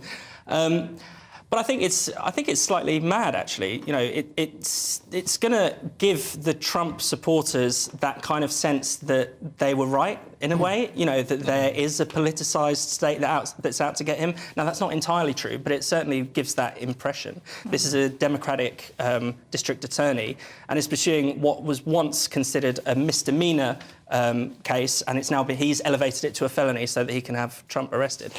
Elon Musk and John Bolton are saying this is the one thing, if he's arrested, it's the one thing that will guarantee his re-election, that he'll become a martyr to his followers. Exactly. So if you want to stop Trump, this is a bad move. But except if he's convicted, he can't be. Yeah, and actually, is it the first conviction? It would be the first arrest of a former president in history. Yes. Yeah. There you go. He's full of times. Donald Trump, isn't he? Look, it's been great to see you both this morning. Thank you very much. Fraser, Emma, thank you very much. Now, with Mother's Day upon us, some of us may still be scrambling to buy last-minute flowers and gifts for their mums and grandmothers. But it's not too late. Don't worry. It turns out florists are ahead of the game and opening extra early this morning to facilitate the high demand that they expect. And one of those people is Elaine Graham, who is the owner of Pesh Flowers in Kent. And wow, look at those stunning flowers. Good morning to you, Elaine. And it looks as though you still have bouquets left. We do indeed, yes. We're very, very prepared for the big rush. So, I mean, that's a beautiful bouquet you've got there. What would that set you back? Something like this, you'd be looking to spend sort of upwards of £65. So it is sort of on the pricier side, but they are really beautiful, very, very stunning flowers. Yeah, that's they a certainly special are. gift. Yeah, they certainly are eye-catching. What are the most popular flowers, most popular blooms for people to choose on Mother's Day? I would definitely say spring flowers, and we're lucky that Mother's Day's fallen early this year, so we still have plenty of spring flowers around. In fact, they're a little bit later than normal because of the bad weather we've had. I would say a firm favourite is always going to be your narcissi and daffodils. They're very inexpensive, something that kids can pick up really easy. The wind's got my camera. Very easy to pick up, for not too much money, and I think they're definitely a favourite for mums. I mean, I have to say, I mean, daffodils and narcissi are absolutely beautiful and you know, shout spring, don't they? And the nice thing is, I guess, whatever your budget, there's going to be something for you. Absolutely, yeah, there's always something, and it's worth popping into your local florist, because even a single stem can just be really lovely on a tray, breakfast tray this morning, just a single flower in a vase, maybe a rose, something like that, something a little special. So, Elaine, you own Pesh Flowers in Kent. Have you opened early this morning? Are you expecting people to come along and get last-minute gifts? Yes. There has been a lot of 4 a.m. starts this week in preparation, so yes, we're up very early. Drivers are all out delivering already to get people before they go out for Sunday lunch. So yes, delivering lots of smiles and lots of flowers. Oh, brilliant. Lovely. Are you a mom, Elaine? I am indeed. I'm a mother of twin boys and stepmother to 3. So yes, busy mum. Well, I was going to say, does it drive you mad if they ever try to buy you flowers? Do you know, I actually love it because people never buy florist flowers. They're too frightened to buy the flowers. So I've trained them well. They know that I love them. And if I had a choice, I would be doing ranunculus if this was me. These are my favourites this time of year. Oh, wow, that's lovely. So what exactly are they? They are ranunculus. They're a member of the buttercup family, but this time of year they're absolutely stunning. They almost look like sort of roses or peonies, and they last for weeks. They open out really beautifully, but that's my favourite. Oh, they're gorgeous. Elaine, you've got a gift here. It's like rabbit out of the hat. Just all these amazing flowers keep appearing. And what's your plans I'm out today? now. I've got nothing left. No, we've seen it all. No, they're absolutely beautiful, Elaine. What are your plans for Mother's Day? What are you up to today? So one of my sons has a gymnastics competition, so I'm just about to go and watch him. So fingers crossed he does well. It's national qualifiers. And my other son is helping his dad do Mother's Day deliveries for me.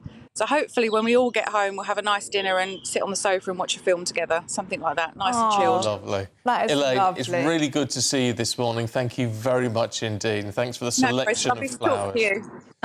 Lovely. Really Happy lovely. Mother's Day to her as well. Yeah.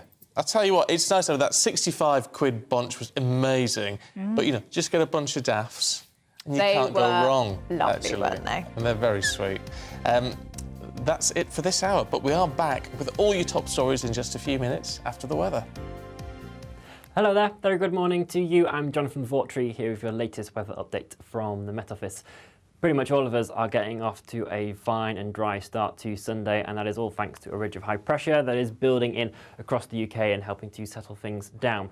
We do, though, need to watch out for these frontal systems that will gradually push into the west later on in the day. But for now, at least, there is a good amount of sunny intervals to start off the morning. Some cloud just lingering across Northumberland, Yorkshire, eastern coastal areas, and there are a few light showers for the far southeast and the far northeast as well. It's into the afternoon then where this cloud is going to start building across Northern Ireland and the rain starts spreading in, also pushing into the likes of the Outer Hebrides as well. So certainly a damper end to the day here.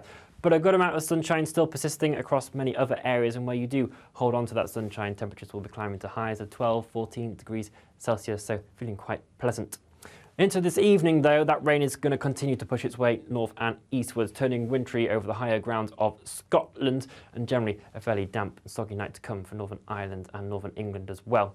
Further rain then pushing into Wales, southwest England, that will gradually move its way further eastwards as well. But underneath all that cloud, temperatures won't be dropping too far. Many towns and cities holding around 6, 7 degrees Celsius, just that bit chillier across the very far northeast of Scotland, where we see some clearer skies, and we'll also hold on to much of the drier weather throughout Monday in the northeast as well. The most persistent rain moving from Northern Ireland up into southwest Scotland. For England and Wales, it'll be more drizzly outbreaks of rain, some drier intervals in there as well. But for all of us, the breeze will be strengthening. But that breeze is coming up from a southwesterly direction, which is starting to feed in again some milder air. So once again, highs 13, 14, maybe 15 degrees Celsius. We are, though, going to continue the unsettled theme as we move throughout the rest of the week. So further outbreaks of rain to come at times, but temperatures for the first half of the week at least staying on the mild side. Enjoy your day.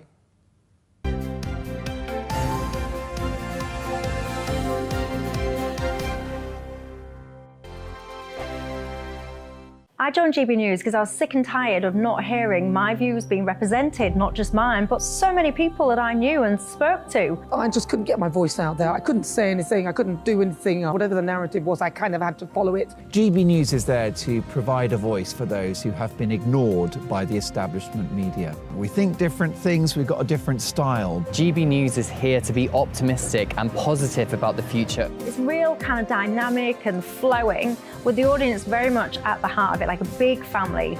Here at GB News, we talk about the things that matter to you. Hearing the voices from right across our towns and cities, especially our towns. All sides of the argument represented with a heavy dose of opinion.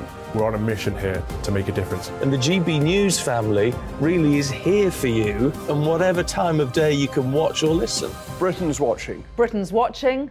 We're proud to be GB News, The People's Channel. Britain's news channel.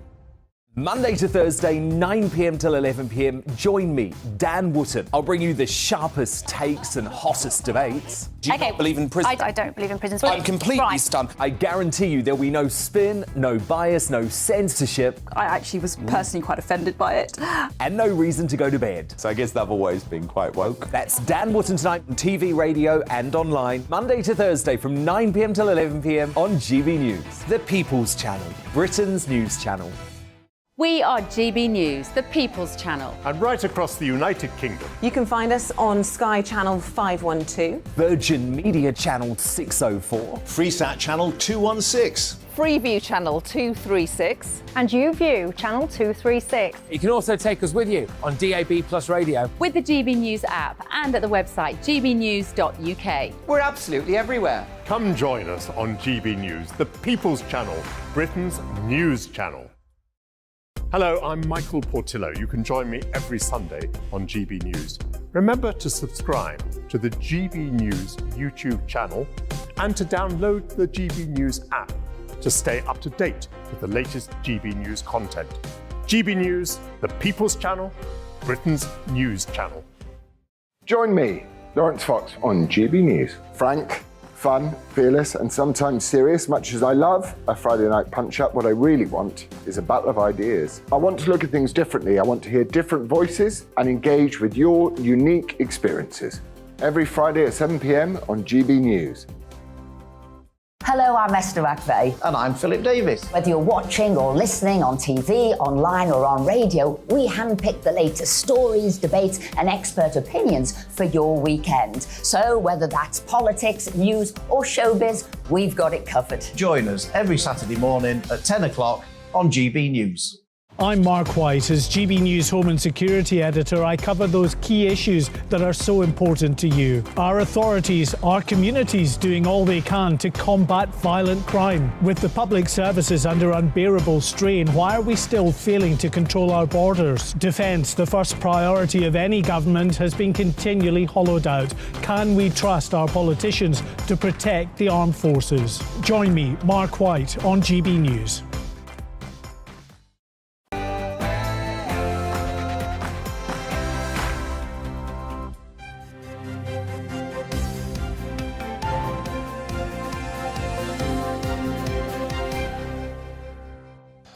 The Home Secretary says migrants arriving in the UK illegally could be deported to Rwanda by the summer. Morning to you, 9 o'clock, Sunday the 19th of March. This is Breakfast on GB News with Stephen and Ellie, as you can see. Here are your top stories this morning.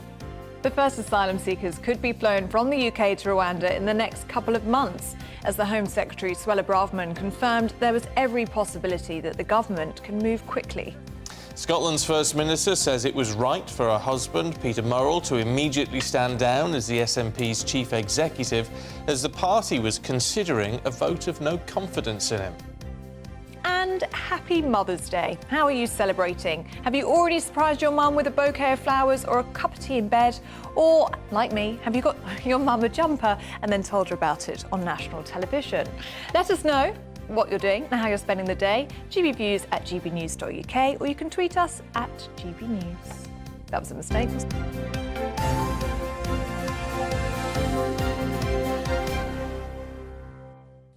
I think it's nice that you told your mum on air. No, I didn't mean to. Have you wrapped it? Yeah. Oh, that's a waste of paper then, isn't and it? I've spent ages on it. I did a bow and everything. And Oh, well, that'd still be nice. She still doesn't know where we're going, though, so it's fine.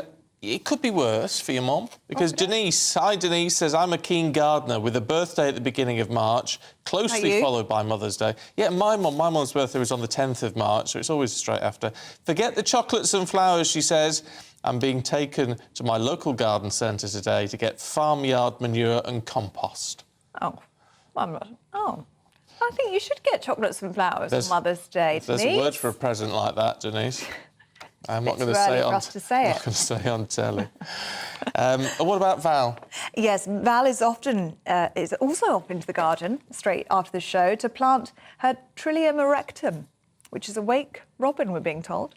Sent with love from her daughter Deborah, who lives in Devon, with her husband and 4 children who are coming to see her soon. Then she's off to see her other daughter, Becky, and 2 children for a walk along the seafront. Well, Val, you've got a very nice day planned, I think. Oh, they're nice. Lovely. Oh, you like them, do you? I've just looked them up. They're very nice. Trillium erectum. I can safely say I've never heard of Robin. No, I've never heard of that one.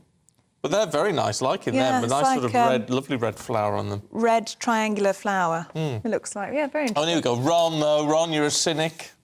Says, I don't want to sound cynical, but you do, Ron. Mother's Day is just another reason for florists and card companies to make a lot of money. Oh, I like this one here. Oh, Stuart says, we live in the northeast of mainland Spain. after moving from Yorkshire. It's also Spanish Father's Day today. So we go out for a family meal and celebrate both. Well, how lovely is that? Oh, that's nice. But then do you do real Father's Day over here? So do you get double Father's Day and double Mother's Day? Yeah, I reckon you do, you know. I don't know when Mother's Day is in Spain. Is it like America? Theirs are all different dates, aren't they? Maybe. But I don't know. Double bubble. If you were a mum, would you be a bit miffed if you had to share with the dad? Yeah. I reckon you would. I would. And whereas Ron, I get your point, Ron, prices go up and all the rest of it, but isn't it nice to have a day when you appreciate your mum or your dad? And it's not about the money spent, is it? As we just saw with Elaine, our lovely florist there, you can spend £65 on a bouquet of flowers, which is quite a lot of money, or you could just get some lovely daffodils. You could even pick them, couldn't you? Could pick them. For free. It is, as they always say around all of these times when gifts are required, it's the thought that counts. And I honestly, truly believe that. Remember that when it comes to your birthday. No, because it'll be cheap as chips. I want spoiling. It's not the thought that counts with Miss Costello. No. It's the money you spend. Oh, dear. Well, do keep your views, your opinions, and what your plans are today coming in. gbviews@gbnews.uk, or you can tweet us at GBNews. Now, Suella Braverman says migrants arriving illegally on small boats could be sent to Rwanda by this summer. Yes, during her first official trip to the country as Home Secretary, she also warned the government could still leave the European Court of Human Rights if it's impossible to move ahead with the plan to tackle channel migrants. Well, our Home and Security editor, Mark White, has been travelling with the Home Secretary, and he sent this report from Kigali. The Home Secretary's visit here is not just about reaffirming the UK government's commitment to push ahead with the Rwanda agreement. It is also an important opportunity for Suella Braverman to see for herself the work being done here to accommodate and support the many thousands of asylum seekers who could eventually be sent to Rwanda.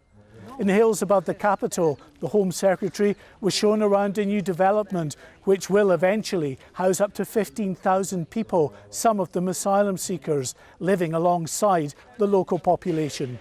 The Riverside estate is still a work in progress, and we're told those asylum seekers who first arrive will be housed in hotel and hostel accommodation for 3 to 6 months until their asylum claims are processed. If the Rwandan government can meet that timescale for processing individuals, they'd be doing far better than the UK, where many stuck in the asylum system often wait a year or more for a decision. The Home Secretary and her opposite number here signed an enhanced partnership deal where all but a few of those arriving in the UK illegally will now be eligible to be sent to Rwanda. Legal challenges have so far prevented that process from getting underway, but Suella Braverman told me she remains confident flights will soon take off, bound for Kigali. We had a win in the High Court at the end of last year, an emphatic judgment ruling that the economic partnership with Rwanda is lawful, that Rwanda is a safe country, that our agreement complies with human rights laws, with international obligations, and that gives me a lot of confidence that we can progress positively to actually delivering what our deal makes clear, that is, that if you come to the UK illegally, you will be detained and then swiftly relocated to Rwanda. The Home Secretary was also shown a skills academy, attending a graduation ceremony for local students. This training centre, part of the Riverside housing estate complex, will also be open to asylum seekers. The government here says it is prepared to accept thousands of asylum seekers over the course of the partnership. A Rwandan government spokesman told me that Africans should not have to make that long and perilous journey to Europe, that those fleeing poverty and depression on this continent should be able to rely on their neighbouring countries to help them with refuge and opportunities. This partnership with the UK, they say, helps them do just that. Mark White for GB News with the Home Secretary in the Rwandan capital. Well, we're joined now in the studio by co-founder of Conservatives Against Racism, Albie Amankona. Really good to see you this morning, Good morning. Albie. I wanted to start, we heard that strong rhetoric there from Suella Braverman. I wanted to share this tweet that we just got from David Chambers on Twitter. He says, deported by summer, which summer? I've little confidence that the Rwanda deal will happen. Millions on millions have been thrown into this endless hole. And that is a point, isn't it? That there are promises being made by Suella Braverman, but there are so many caveats to it. I think one of the risks with this very high-profile and publicised trip to Rwanda is that it does actually draw attention to the fact that there are still a lot of challenges ahead of the government before this Rwanda plan can kick off. There is, of course, the Court of Appeal, which has not come up with a verdict on whether or not it's legal. Then, of course, there's potential challenges from the European Court of Human Rights, which they could potentially ignore, like Labour did with prisoner votes in the noughties, but it's not a done deal. And the Home Secretary might want to say that the Rwanda plan could kick off by summer, but it's looking like quite a punchy ambition, I would say. Why don't they just pull out of the ECHR? I mean, she's hinted that they could over this, but why don't we just get on with it? So this is actually something which is an issue within the, I guess, the Conservative Party, because you've got some more moderate Conservative MPs who would be very against us leaving the ECHR. You know, this is something which was set up after I think, the Second World War, something which Winston Churchill was involved in, a Conservative. It's not necessarily comfortable for Conservatives, some Conservatives, to pull out the ECHR. So I think it will be something which is considered as a last resort. Let's talk about breaking news, really, this morning. We've seen pictures of President Putin in Mariupol in Ukraine. It's now Russian-occupied. Very significant timing in terms of the ICC issuing that arrest warrant for him. It's to do with the trafficking of Ukrainian children into Russia. What do you make of those pictures that we've seen this morning of him in Mariupol, looking, it must be said, not very fazed by that arrest warrant out for his arrest? Completely unfazed. I think it's a completely brazen thing for President Putin to do after this arrest warrant from the International Criminal Court for, of course, I think it's around the child smuggling of Ukrainian children being taken from Ukraine and put into Russia. And it's completely President Putin saying, I don't care about what the international community thinks of me, and he's getting the attention of all of the global leaders, all of the global media outlets, and we're talking about it this morning. So his attention-seeking is working. Yeah, no, indeed so. Albie, we've got to leave it there. Good to see you this morning. Thanks very much indeed. Thank you. Well, coming up, of course, at 9:30 today, it's the Camilla Tominey show. She joins us now from Westminster. Morning, Camilla. I mean, it's fascinating. Morning. The Home Secretary on this significant visit to Rwanda. She's saying all the right things, in a way, to please the Conservative base, but do we actually believe she's going to be able to achieve anything? Well, I think there is scepticism, of course, because the Conservatives, as Labour keeps on saying, and indeed their fiercest critics, have had 13 years to sort this out. But she's doubling down because they know that electorally they cannot possibly win in 2024 if they don't stop the boats, as Rishi Sunak has described it. And I think this Gary Lineker row has actually added a bit of context, because although he thinks that he's pandering to people on Twitter and that that's somehow representative of the whole of the United Kingdom, of course we know it isn't, and that most people are concerned about not just illegal immigration, but legal immigration. What I thought was interesting from the budget on Wednesday was the Office of Budget Responsibility's figures on migration, saying at a Conservative estimate they expect it to be around 250,000 a year from next year. If you think back to 1997, before Tony Blair came in and net migration was 47,000, that rise has been huge. And I think there's a perception, particularly perhaps among our viewers and listeners, that you can have too much of a good thing. And if you're in an area where your infrastructure is already under huge pressure and you can't get a GP appointment, let alone seeing an NHS dentist, if you're on a housing list and you feel that you can't get the accommodation you need, then there's going to be legitimate concerns about migration that aren't really based on racist or other bigotry grounds. They're just because people feel that they can't get the access to the public services that they need. So that's why the Tories are pushing this. They'll be delighted if Labour pushes back, because then they can accuse them of not doing anything about migration. And let's be honest, there has been an absence of solutions from the opposition. You know, Rishi said he's going to stop the boats. We've got Suella Braverman, rightly or wrongly, in Rwanda pushing this plan.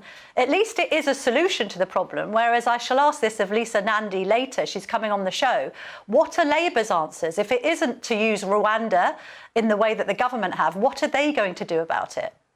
You'll, of course, be talking about Rwanda on the programme. What else have you got coming up in just under 20 minutes' time? Well, quite excited to have Kwasi Kwarteng on for his first interview since Jeremy Hunt delivered his budget on Wednesday. Really interested to hear what he makes of his successor's attempt to balance the books, what he makes of the decision to keep the corporation tax rise.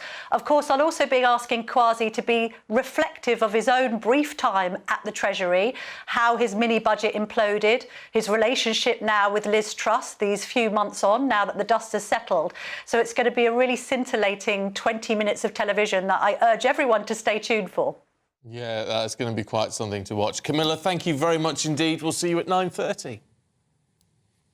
Now, what is the ultimate Mother's Day mocktail? We're going to be looking at that in just a minute, so don't go anywhere.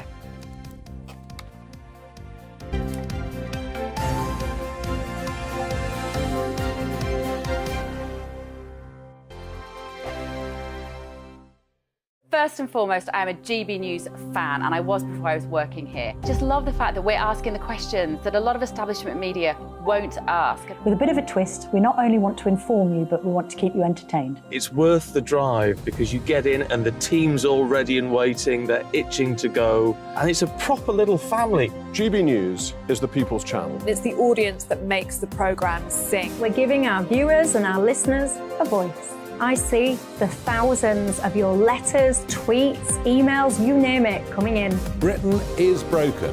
How on earth did we get into this mess? But more importantly, how do we get out of it? The establishment had their chance. Now we're here to represent you. It's time for something different.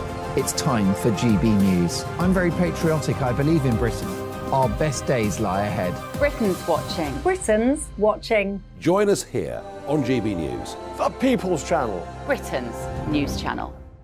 I'm Andrew Doyle. Join me at 7 o'clock every Sunday night for Free Speech Nation, the show where I tackle the week's biggest stories in politics and current affairs with the help of my two comedian panellists and a variety of special guests. Free Speech Nation, Sunday nights from 7 on GB News, the People's Channel, Britain's news channel. Here on GB News Live, we'll be keeping you in the picture, finding out what's happening across the country and finding out why it matters to you. We'll have the facts fast with our team of reporters and specialist correspondents. Wherever it's happening, we'll be there from 12 noon on TV, radio and online. GB News, the People's Channel, Britain's news channel. I'm Michael Portillo. Join me on GB News on a Sunday morning for topical discussion, debate, arts and culture, and sometimes even ethical dilemmas. I don't always agree with you, Michael. Michael Portillo, Sundays on GB News, the People's Channel, Britain's news channel. Hello, I'm Michelle Dewberry, and you can join me every weekday 6 till 7 on Jubes and Kerr. You're an inspiration to us all. Clip that bit off. Well, you are. That's my ringtone. My political ambitions those days are gone, I can tell you. She's only teasing. Go on. He's probably going to want to lay down now. I'll give him 2 minutes to have one. Let's respectfully disagree. That's what we like on Jubes and Kerr. Come and join us. GB News, the People's Channel. Michelle Dewberry, weekday evenings at 6 o'clock. I'm Simon Evans. Join me on GB News for Headliners at 11 p.m. What's the scoop? I'll be joined by two of the country's top comedians. That's right. As we take a look at tomorrow's newspapers tonight. We're going to get into trouble. If it's a big story, we'll be covering it. Spill some tea on him. There we go. But we'll also have some fun. I wouldn't stick up a bank. My father didn't love me. So anyway. Headliners every night from 11 on GB News, the People's Channel, Britain's news channel. Monday to Thursday, 9 p.m. till 11 p.m. Join me, Dan Wootton. I'll bring you the sharpest takes and hottest debates. Do you not believe in prison? I don't believe in prisons. I'm completely stunned. I guarantee you there'll be no spin, no bias, no censorship. I actually was personally quite offended by it. And no reason to go to bed. So I guess they've always been quite woke. That's Dan Wootton tonight on TV, radio and online. Monday to Thursday from 9 p.m. till 11 p.m. on GB News. The People's Channel, Britain's news channel.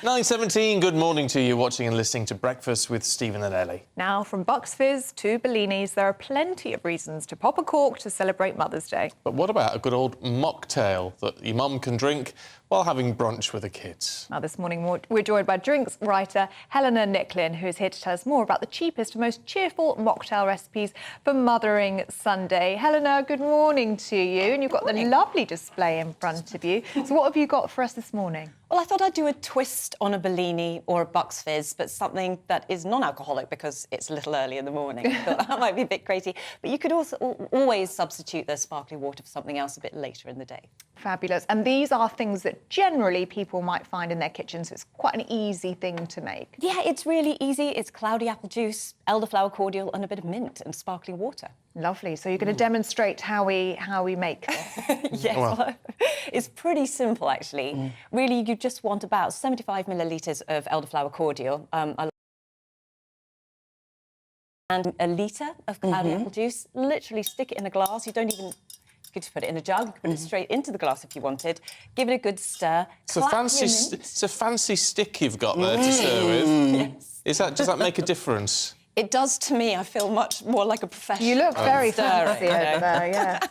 Yes. Add a bit of mint if you've got it. Have you heard about clapping mint before? No. Yes. Do it for mojitos, don't you?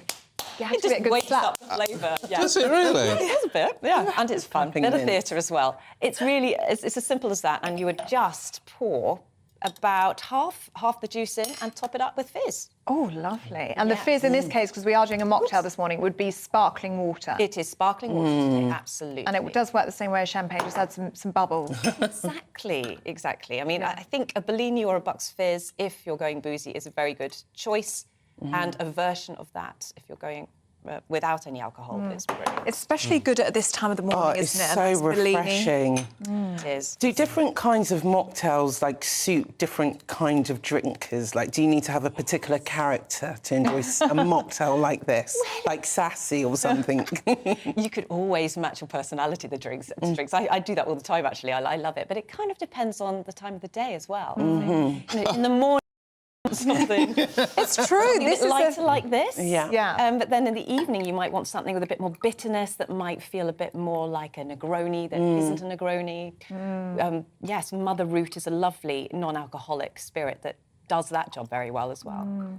So what's a Negroni? I've heard of it, but I don't know what it is. Very strong. They are very strong. They're very fashionable cocktails with gin, vermouth and bitters in there. Oh, right. Yeah, yes. Oh, for Perhaps a pun. Fashionable. Oh, thank you Fashionable, very much. that's why I've not heard of it.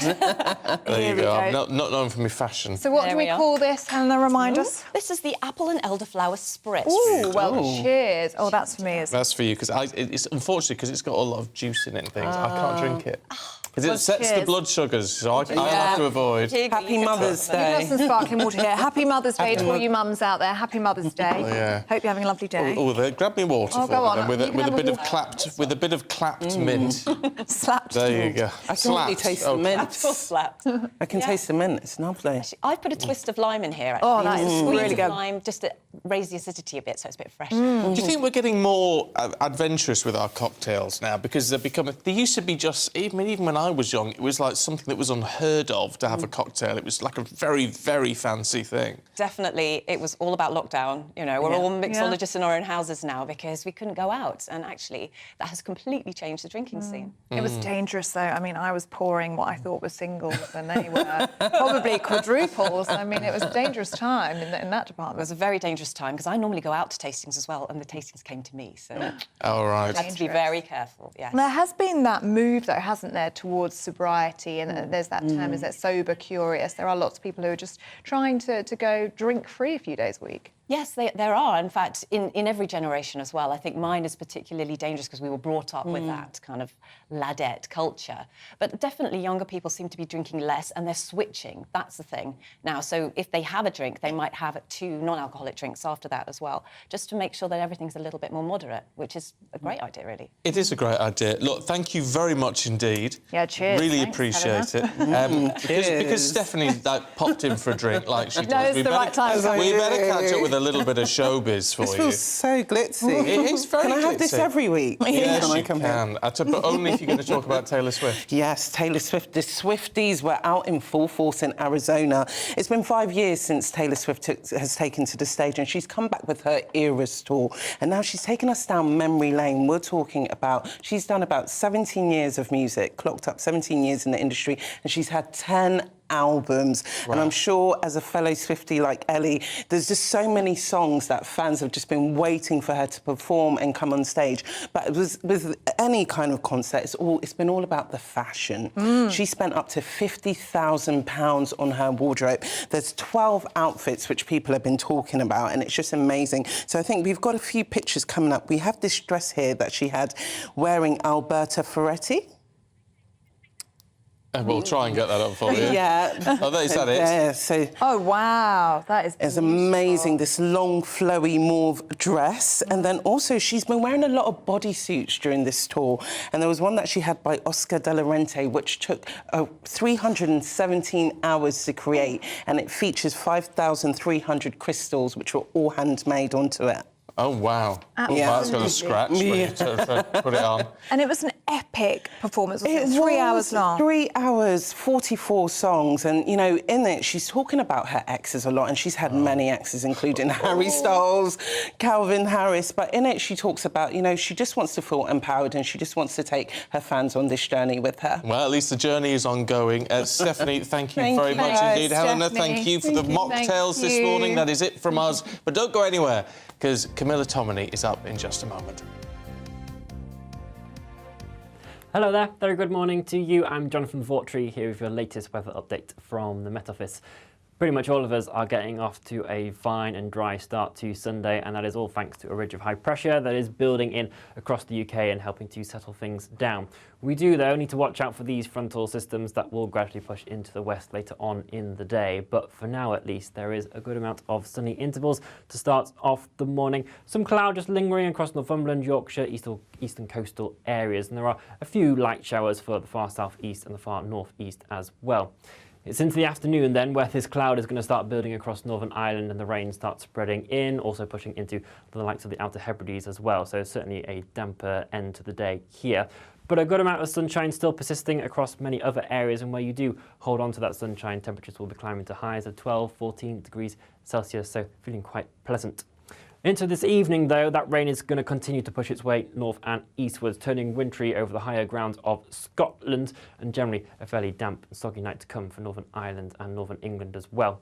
Further rain then pushing into Wales, southwest England, that will gradually move its way further eastwards as well. But underneath all that cloud, temperatures won't be dropping too far. Many towns and cities holding around 6, 7 degrees Celsius, just that bit chillier across the very far northeast of Scotland, where we see some clearer skies, and will also hold on to much of the drier weather throughout Monday in the northeast as well.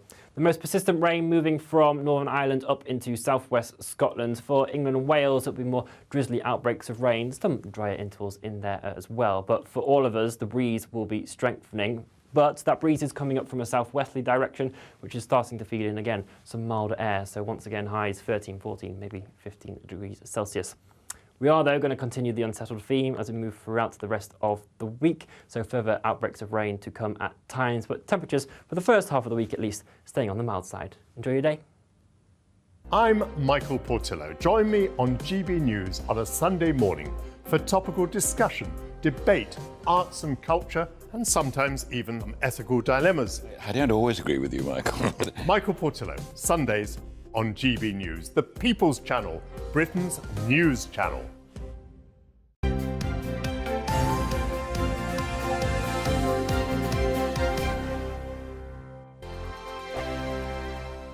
Monday to Thursday nights on GB News. At 6, it's Dubes & Co. 7 o'clock, Farage. At 8, join Jacob Rees-Mogg. And at 9, Dan Wootton Tonight, followed by headliners. On TV, radio and online. This is GB News. It's all about family, being in people's living rooms, all the interaction and getting to know who our viewers and listeners are. When I was young, my dad used to say, Nana, stop arguing. I wanted an outlet that would enable me to give my opinion.